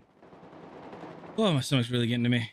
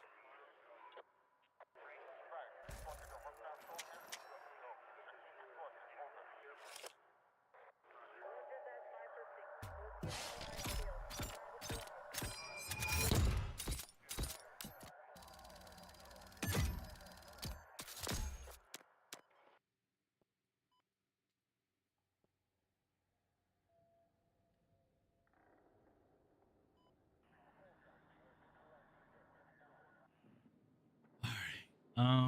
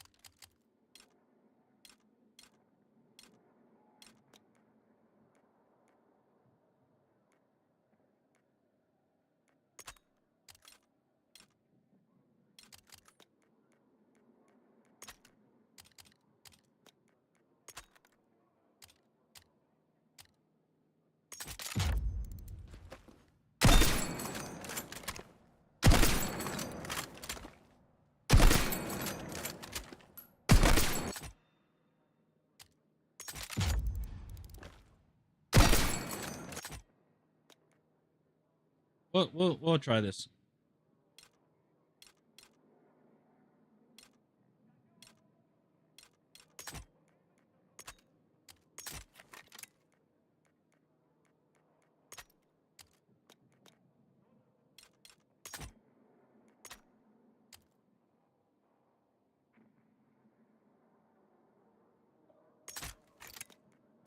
We'll try the green laser just for the heck of it.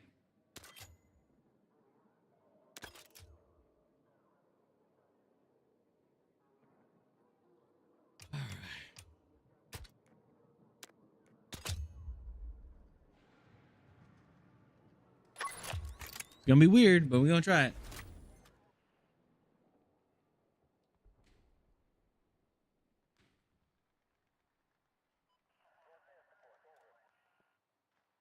Hopefully this does well.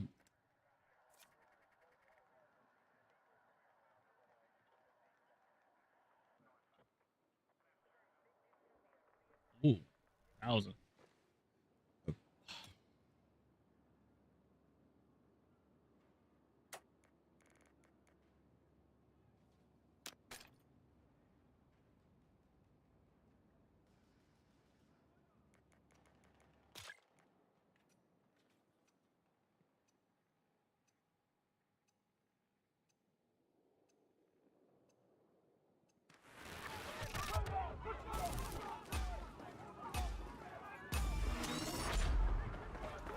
.202, and that person has 1,000 ping.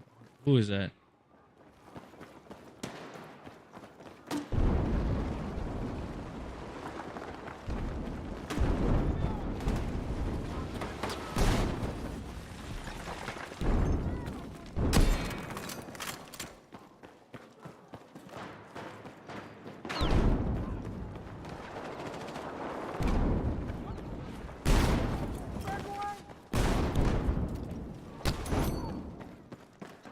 I'm gonna be 100, 1000% honest. I don't know.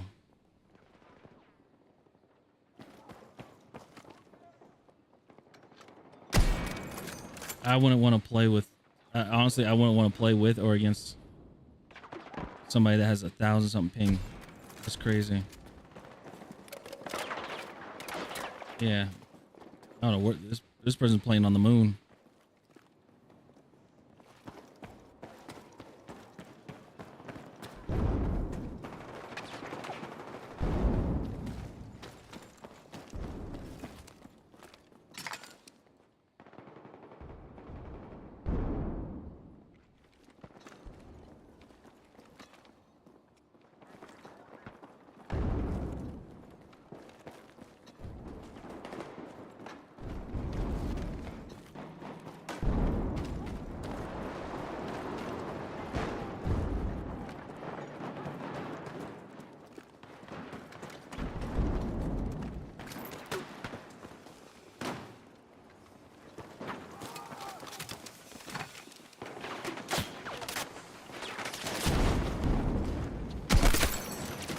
I don't know how I hit that, but I did.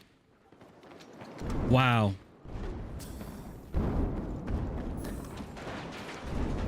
That was kind of cool.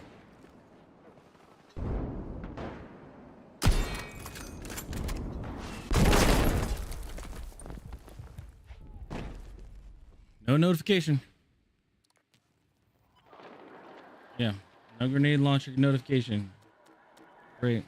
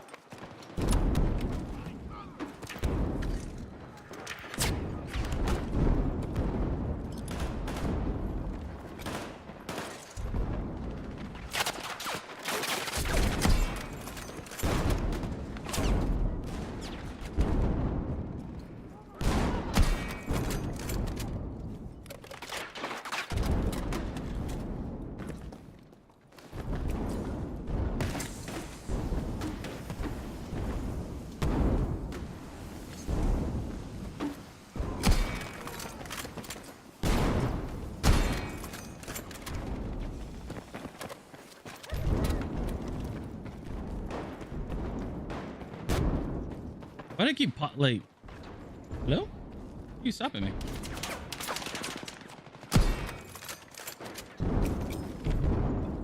No, there's no way. Yeah, that grenade cleared.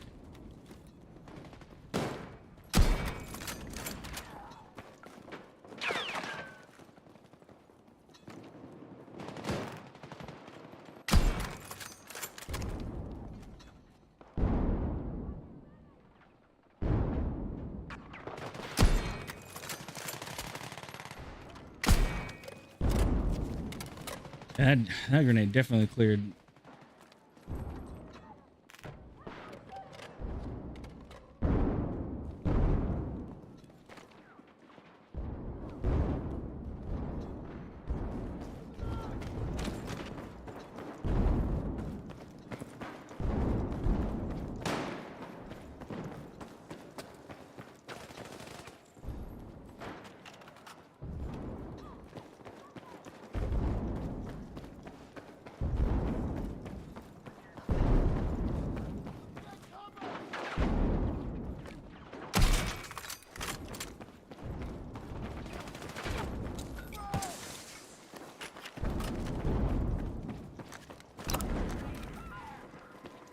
Oh goodness, everything is laggy.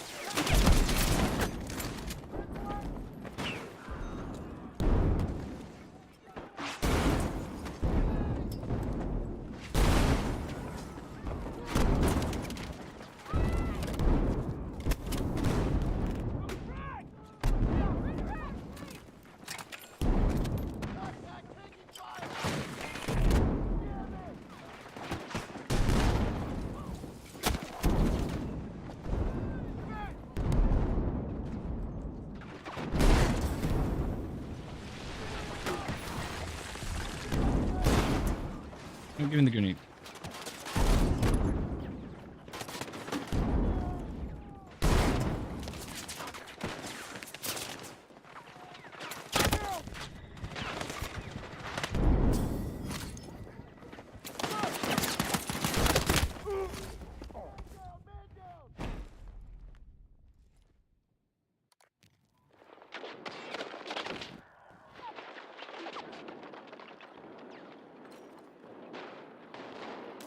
All right, let me get rid of this green laser.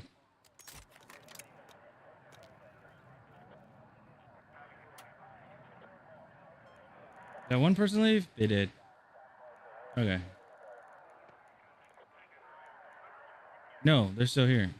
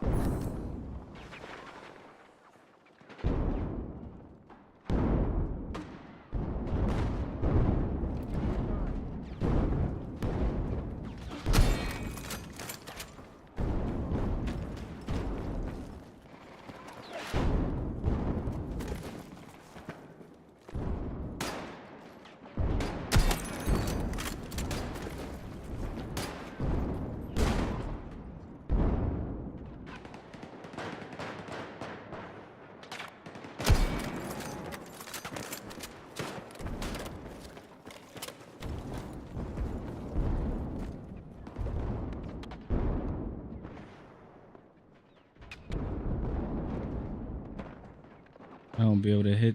Yeah.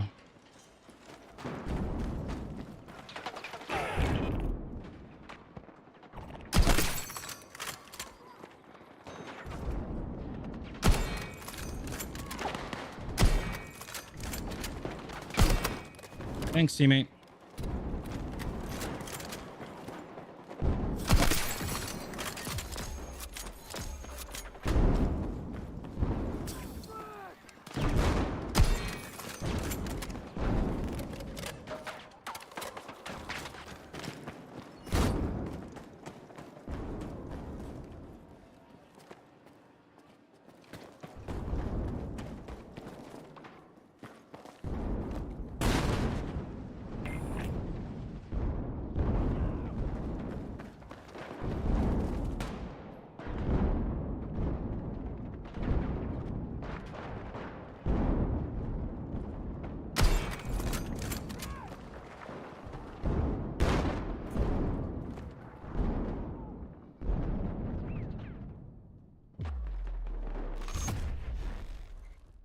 There's a leg. There's a leg in the way and everything.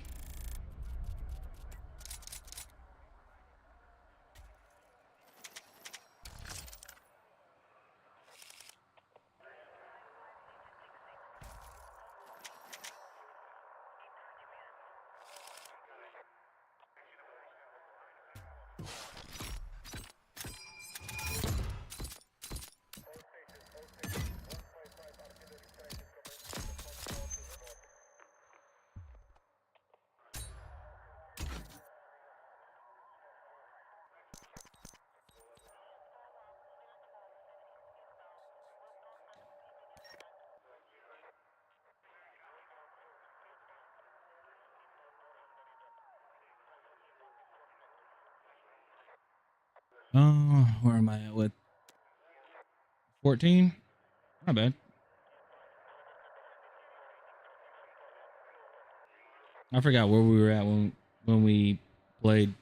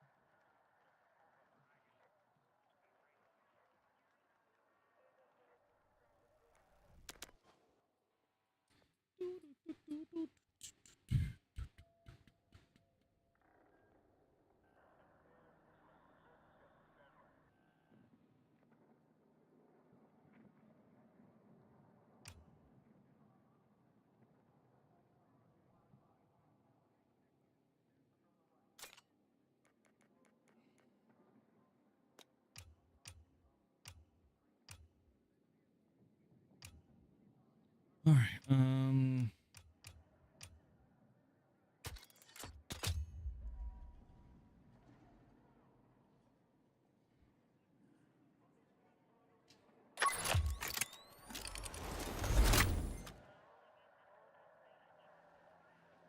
Not going to be very useful, but you know, why not?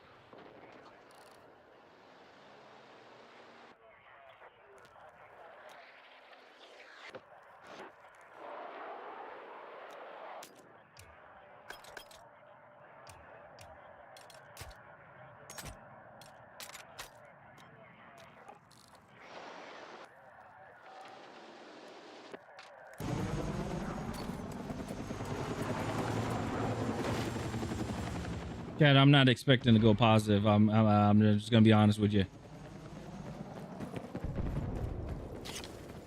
We're gonna get as many hit markers as we can with this gun. That is the goal.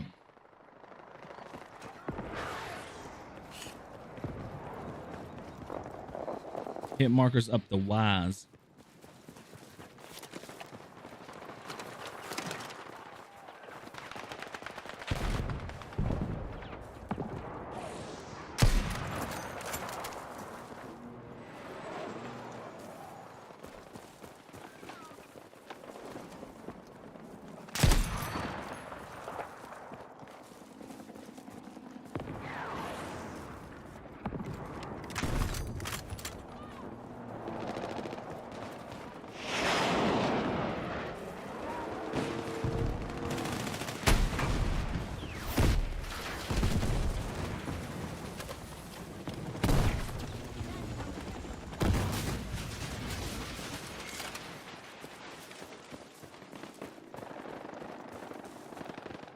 Up on the hill?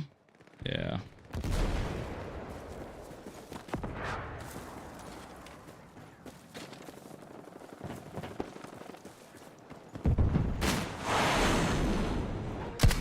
On the hill? Again, no. Oh! Oh, whoa, whoa, whoa, whoa! I forgot I'm using this gun.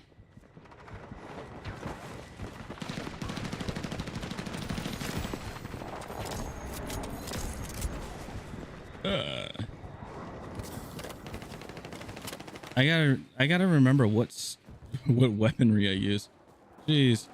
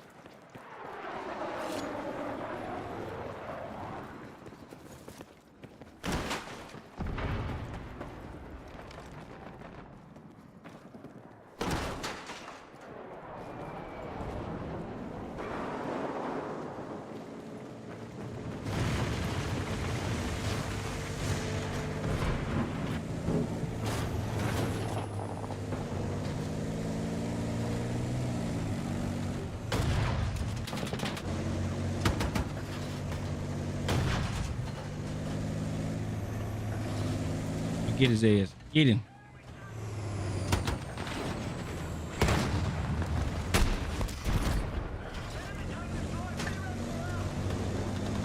Oh, don't fall on now.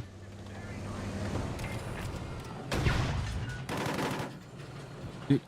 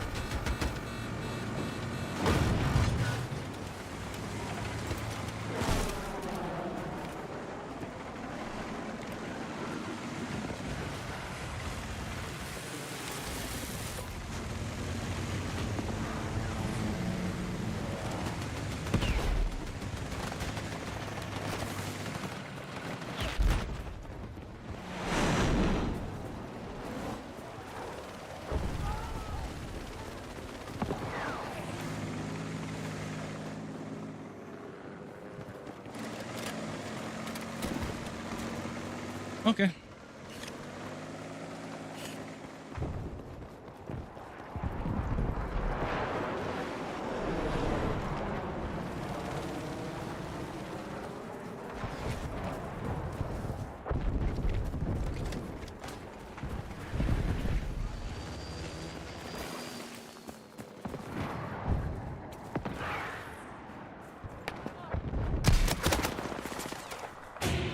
Ah. Hey, Sean. Sean, what's going on? What game mode is the best way to play in multiplayer? Just load it up and it's a bit confusing. It all depends what you want to do, if that makes sense. A simple attack, like a simple attack and defend.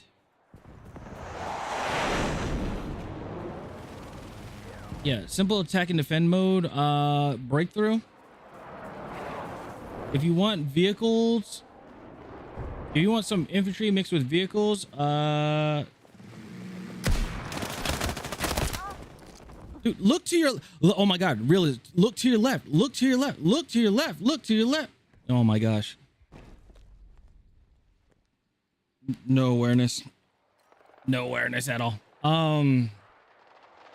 Yeah, it all depends on what mode you, or what you want to do. If you want to use a lot of vehicles, there's conquest and escalation. If you want to do like attack and defend, where it's kind of linear, there's breakthrough. So it all depends what you would prefer. A little bit controlled is, I would say, like for first time players, I guess, a little bit controlled would be like breakthrough. Because you don't have to deal with multiple points. You're dealing with 2 points. Either you're defending those 2 points or you're attacking those 2 points. That's it. That's how I see it.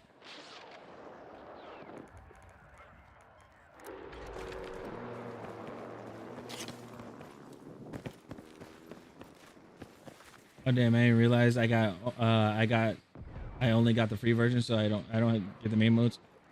Oh, yeah, if you're on, oh, so if you're playing, so you only the free mode, so you only have, I believe you only have red sec. Yeah, the red sec stuff. So you only have battle royale and then gauntlet, which, I mean, this gauntlet's not bad. It's it is the Top Gun Maverick, so if you want to like learn how to fly and do like dogfights and stuff, you totally can.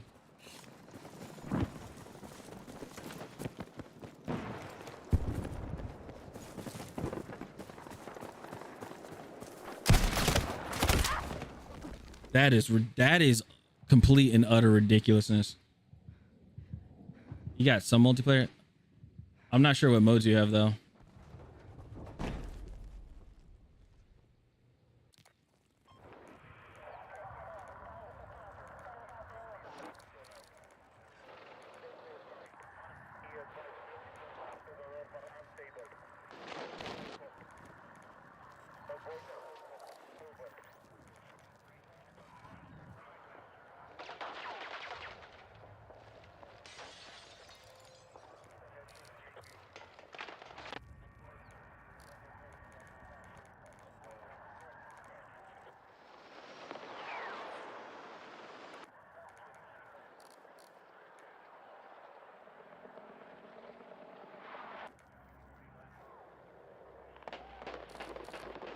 Wait, did people start leaving or something? No?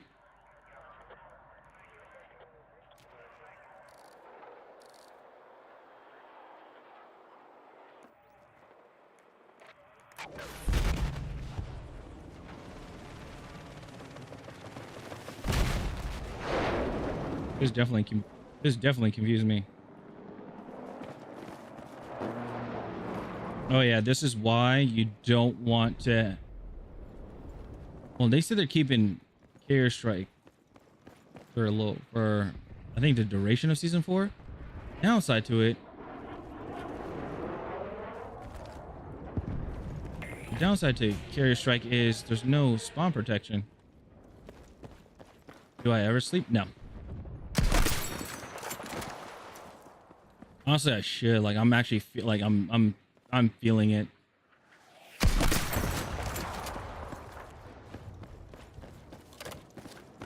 Hi, Hazel.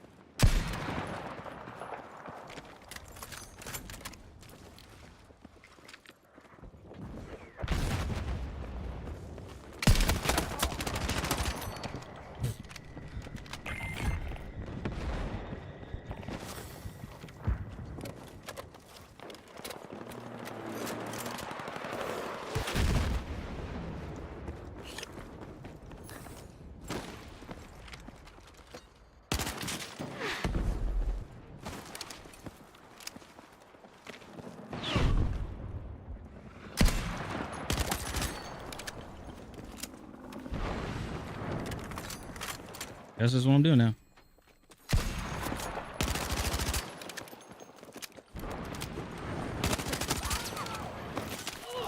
Stab it. Leave me alone.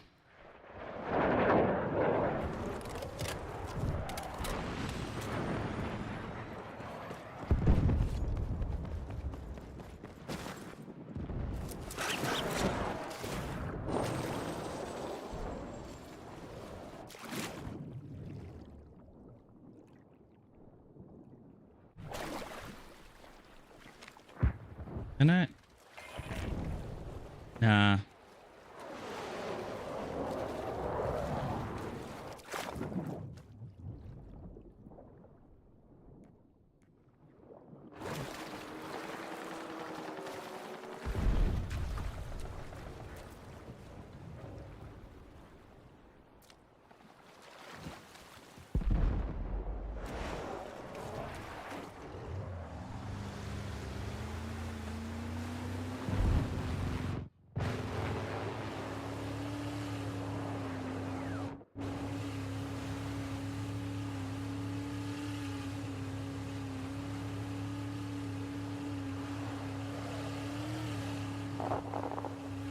I guess we just...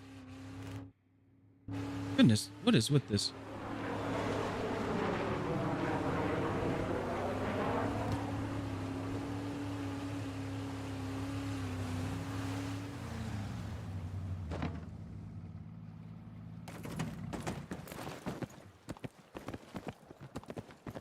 Oh, come on. Come on. Spam, spam, spam, spam, spam, spam, spam, spam, spam, spam. Spam jump, spam jump. You can do it. You can do it. I believe. Get me up there.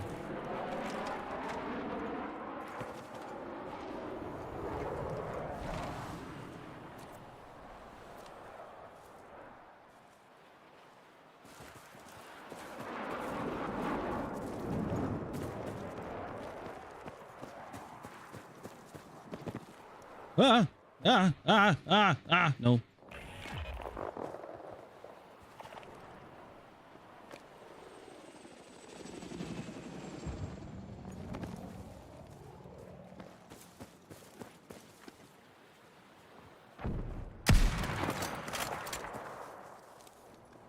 That'd be an insane shot if I actually hit that.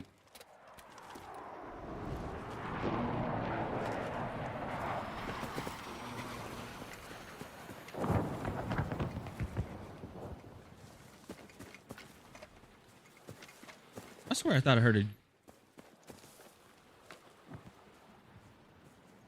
I know I heard a jet.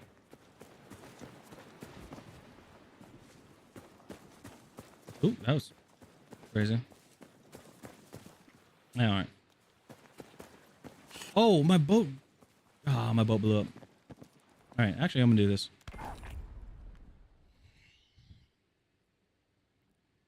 That sucks.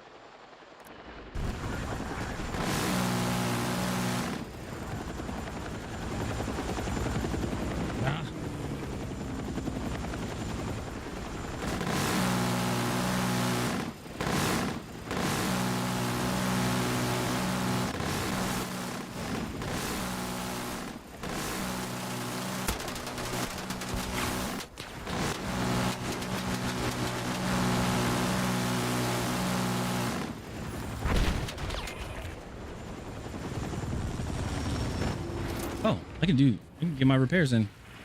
Yeah, my repair points.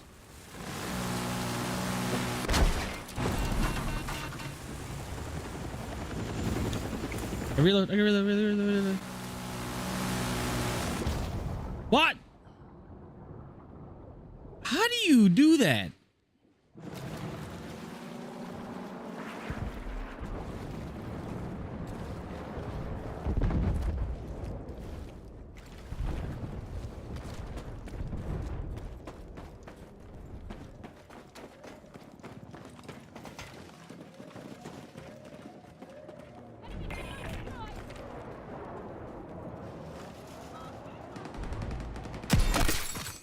Oh!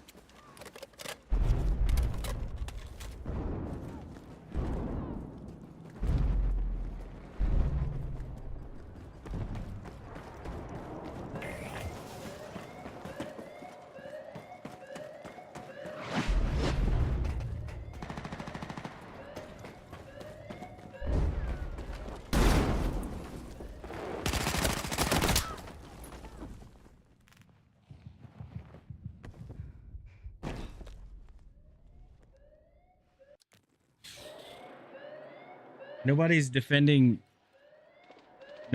our boat. We lost. Nobody was on our carrier.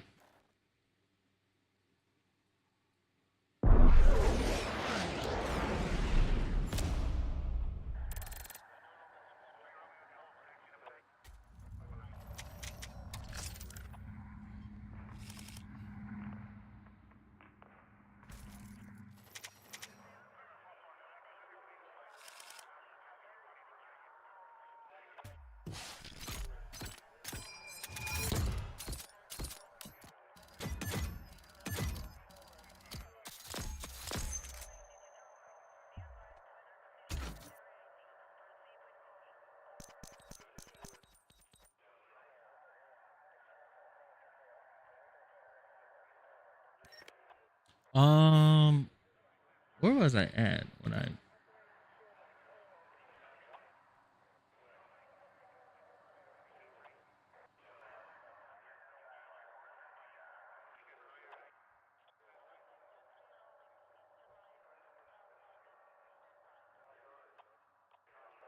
Oh, obviously my camera's in the way, so I don't know what level I was.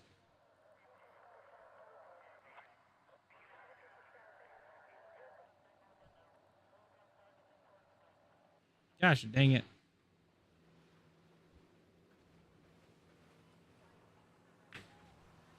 Yeah, I have no idea what level I was.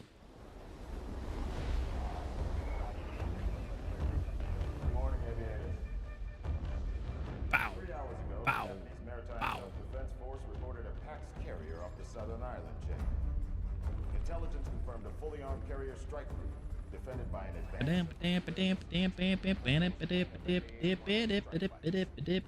Your mission is to disrupt operations and control the combat airspace.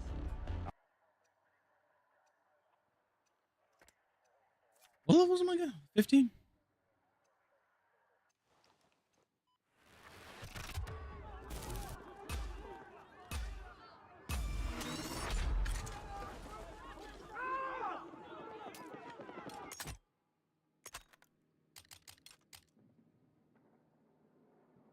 Three to 10.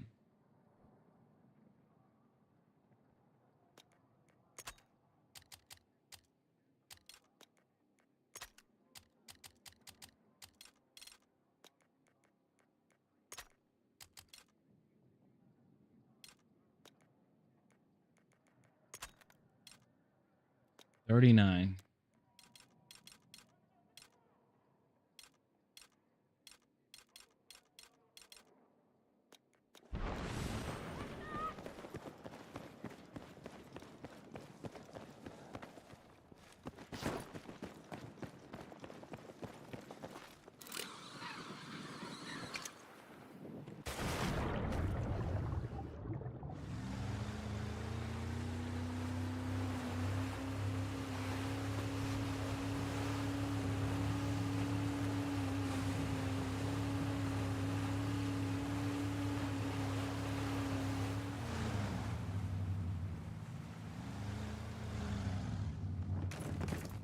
Ah.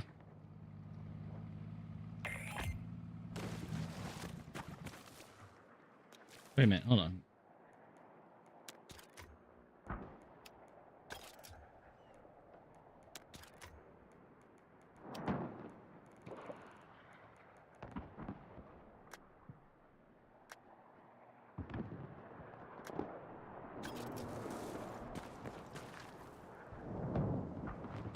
Digital is hacking.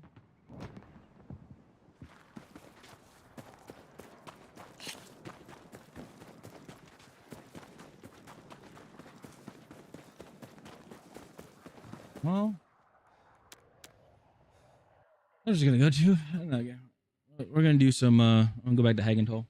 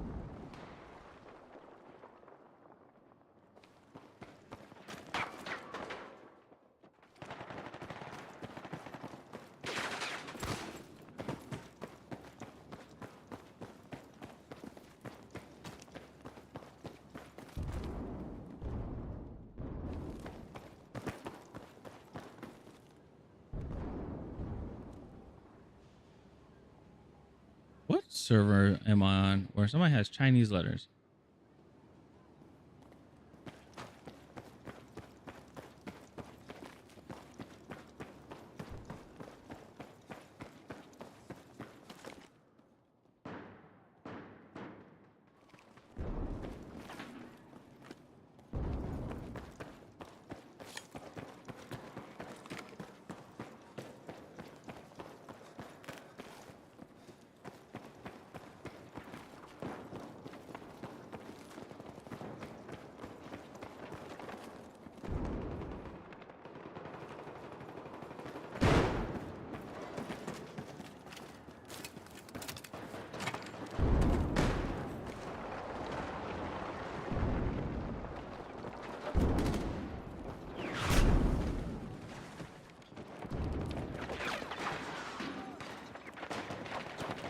And we got bots.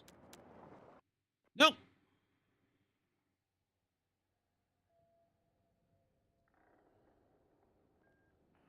Not deal with that.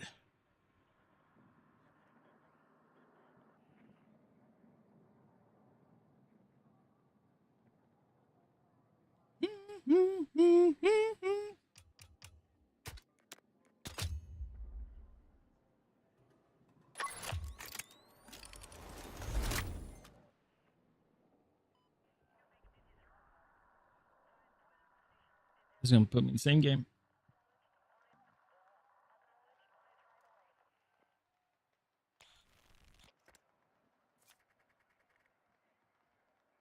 Yep.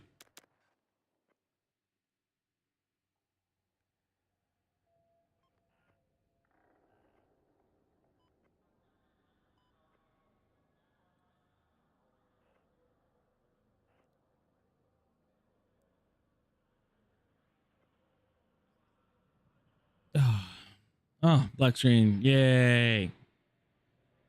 Yay. We love these.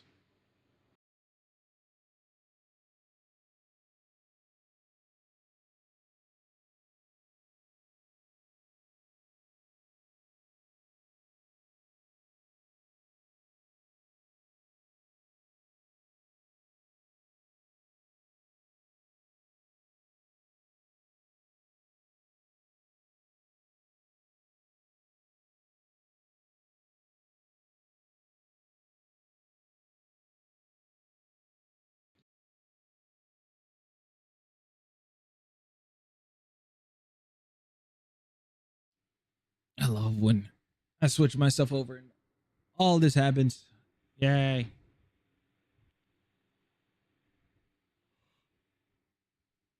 Oh, excuse me.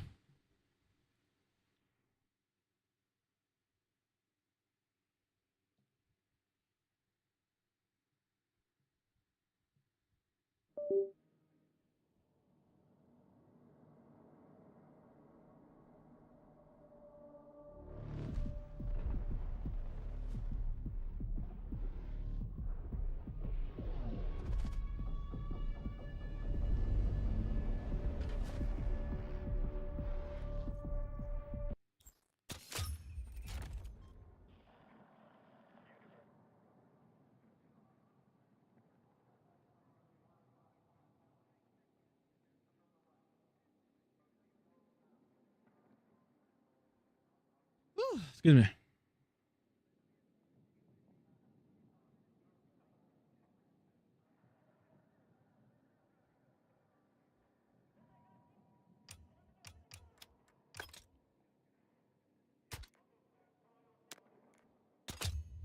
Getting tired. Oh.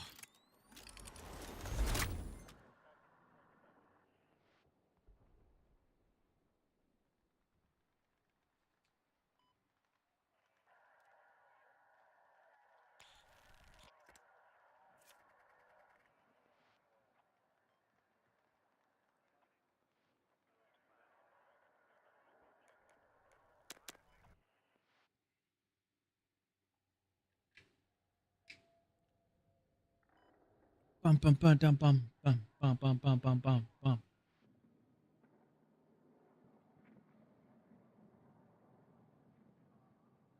All right.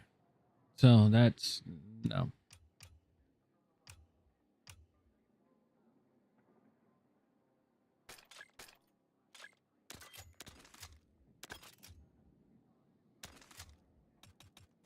Where am I with recon? Or level 15? I can't remember. I want to say we were at level 9. No, level 11? Maybe.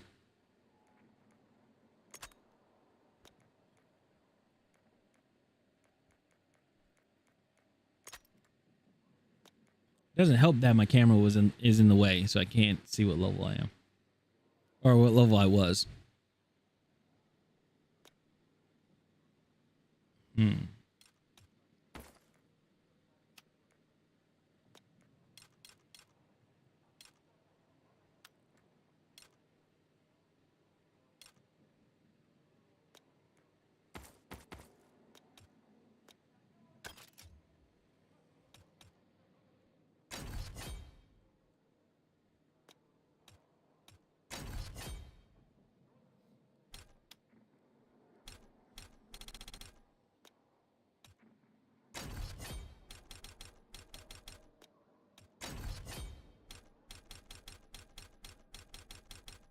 Hmm.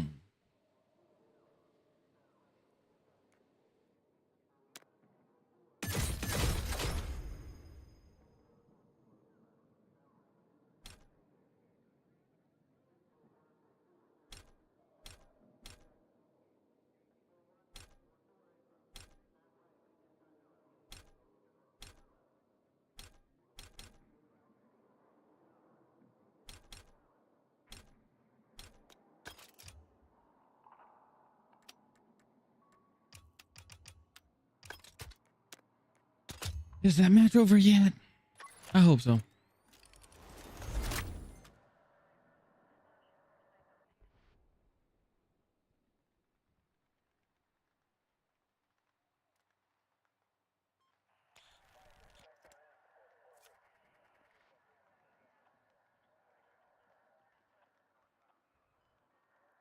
Chat, not gonna lie, this might be an early one.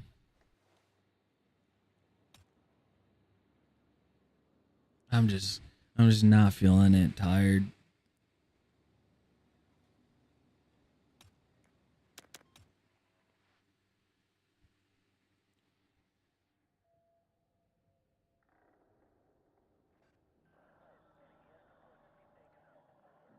Boom, boom, boom, boom, boom, boom, boom, boom, boom, boom. Let's try one more.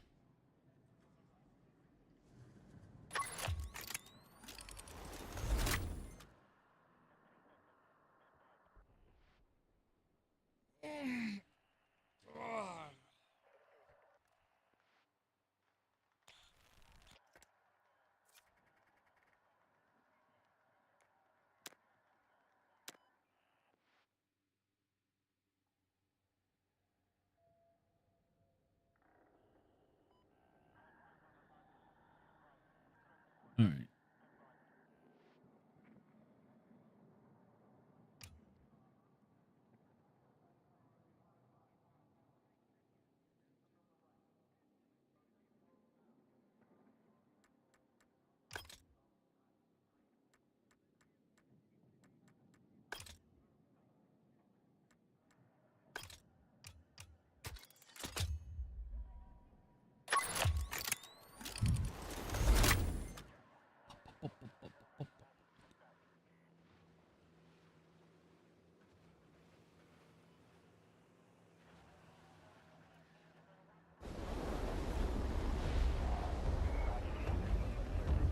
Good morning, aviators. 3 hours ago, the Japanese Maritime Self-Defense Force reported a Pax carrier off the Southern Island chain. Intelligence confirmed a fully... Oh, come on.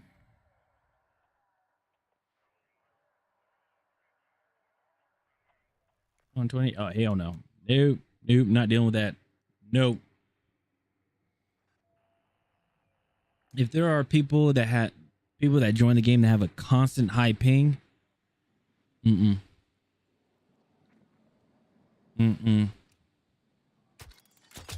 not dealing with that. Not dealing with it.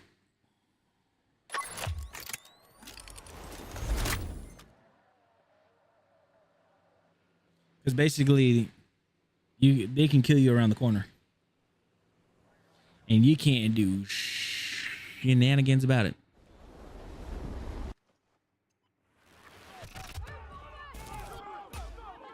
Bet you this is the same as that.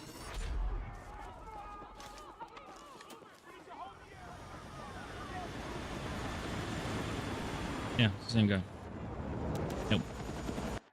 Nope. Not doing it. Not doing it.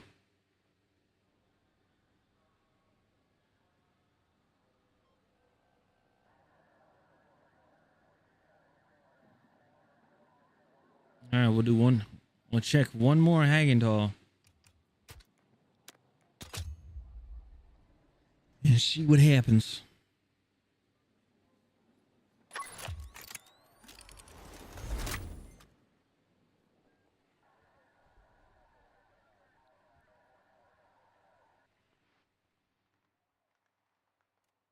Woo.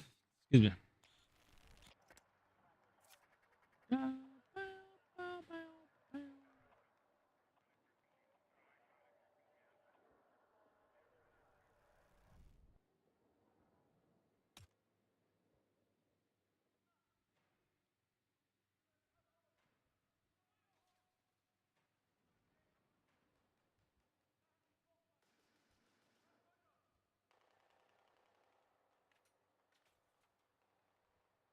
Game started.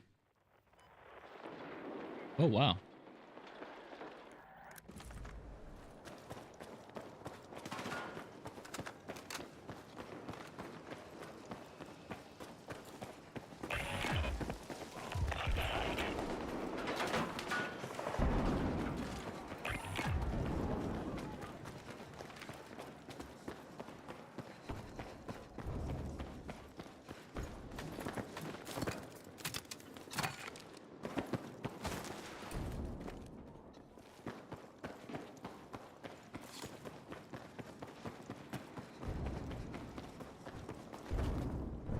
1818. Okay.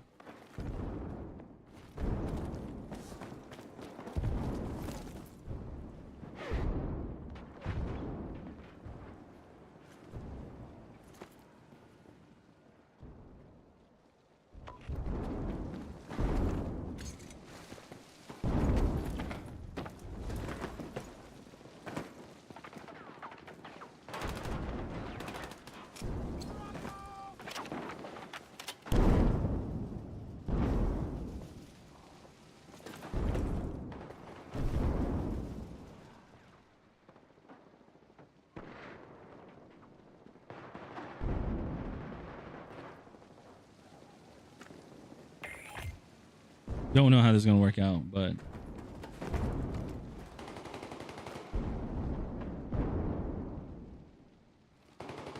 and having a ×8 ain't, I don't think is a smart idea. Let's swing into the. Yeah, I don't. Definitely don't like that.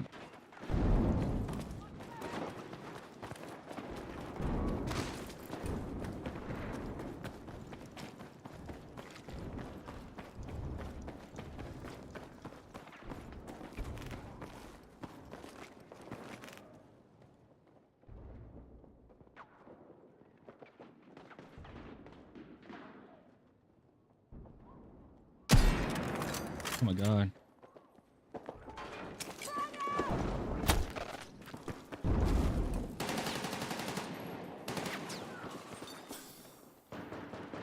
I need a medic!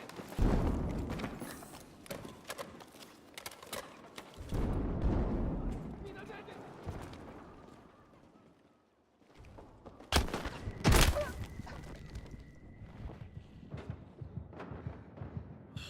So stupid. You can't do anything.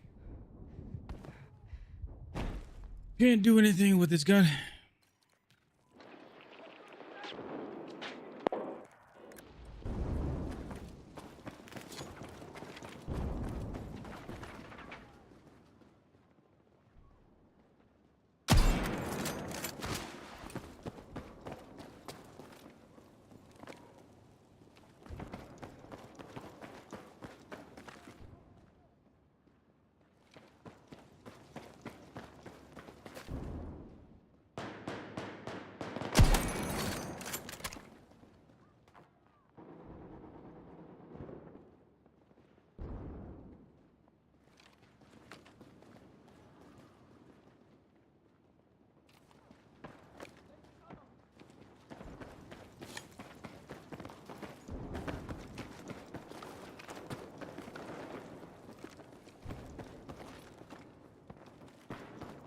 All right.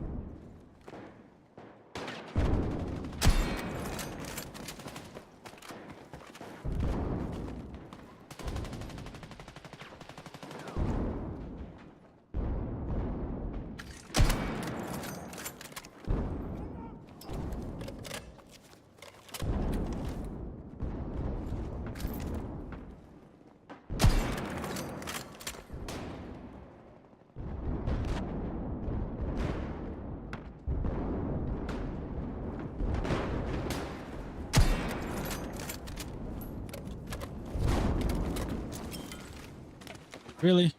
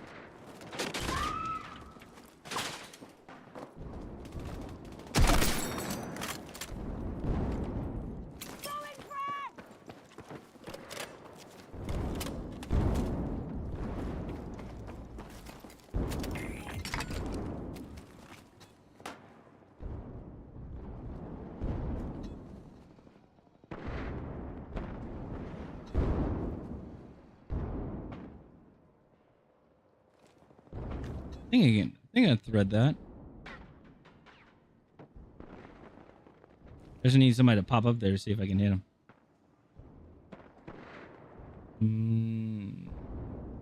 No. Okay, no.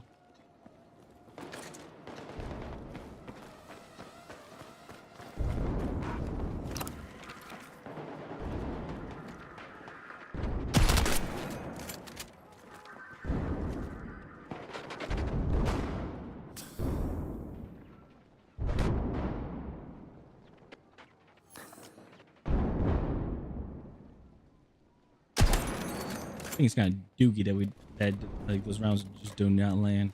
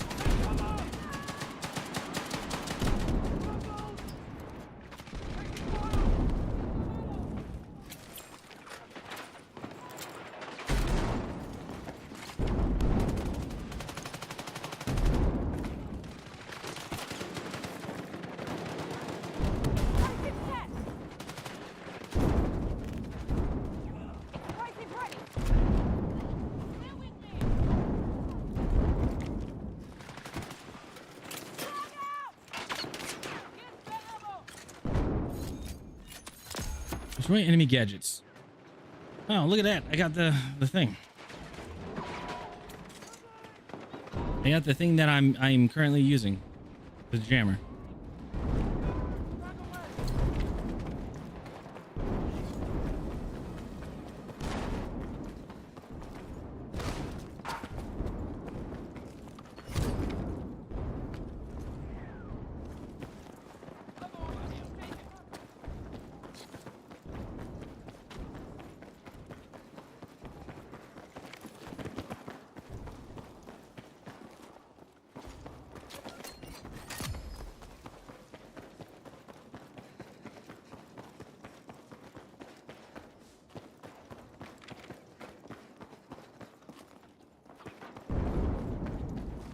These are random embers, huh? Okay. Can't see anything over there.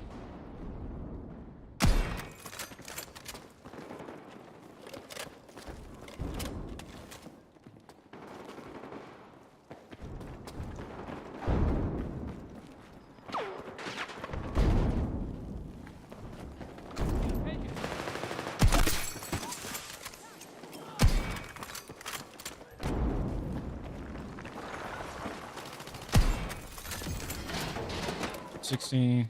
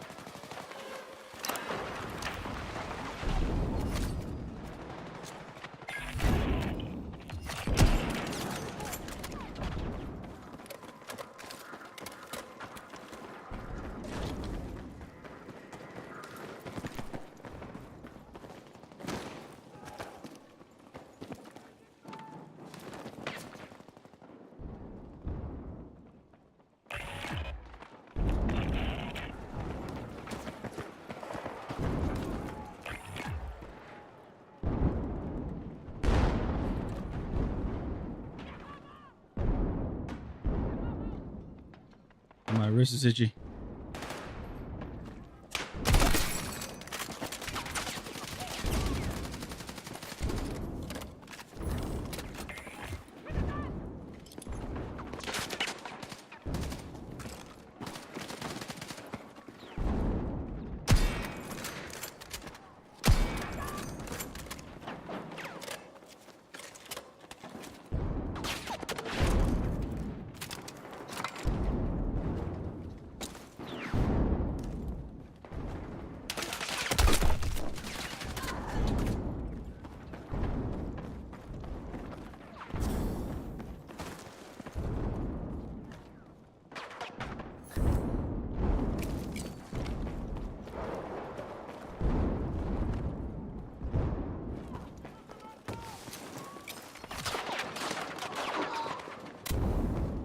$20.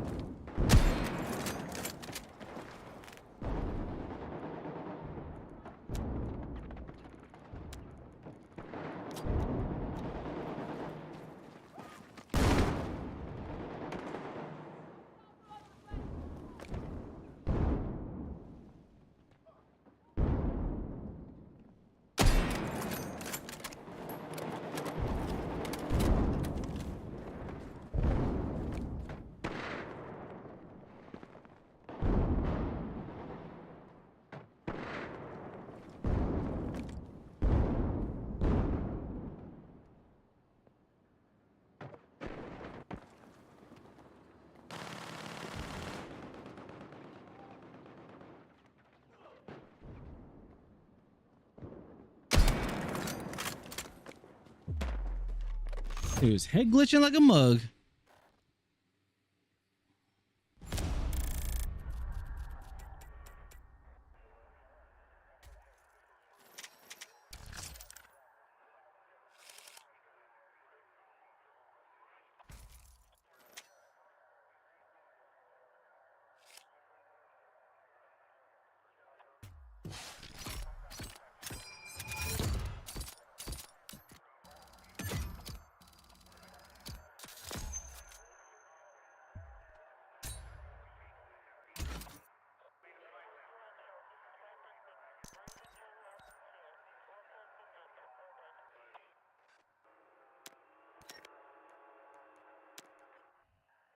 Alrighty.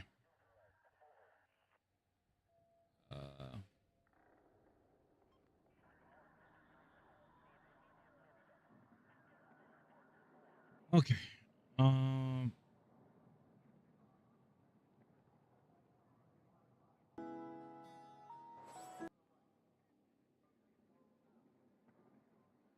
right, guys. I'm gonna call it there for the night. I'm like tired.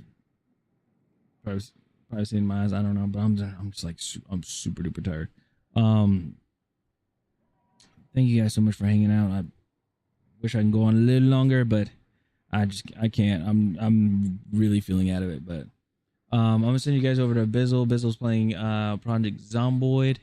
He'll probably be on for like another hour or so. So we'll go ahead and rate him. If you guys do like his content and everything, make sure to drop him a follow and everything. All right. I appreciate you guys. YouTube has been real. Thank you guys so much for hanging out. And yeah, we haven't had frame drops, so that was good. I'll see you guys later. Have a good one. Peace.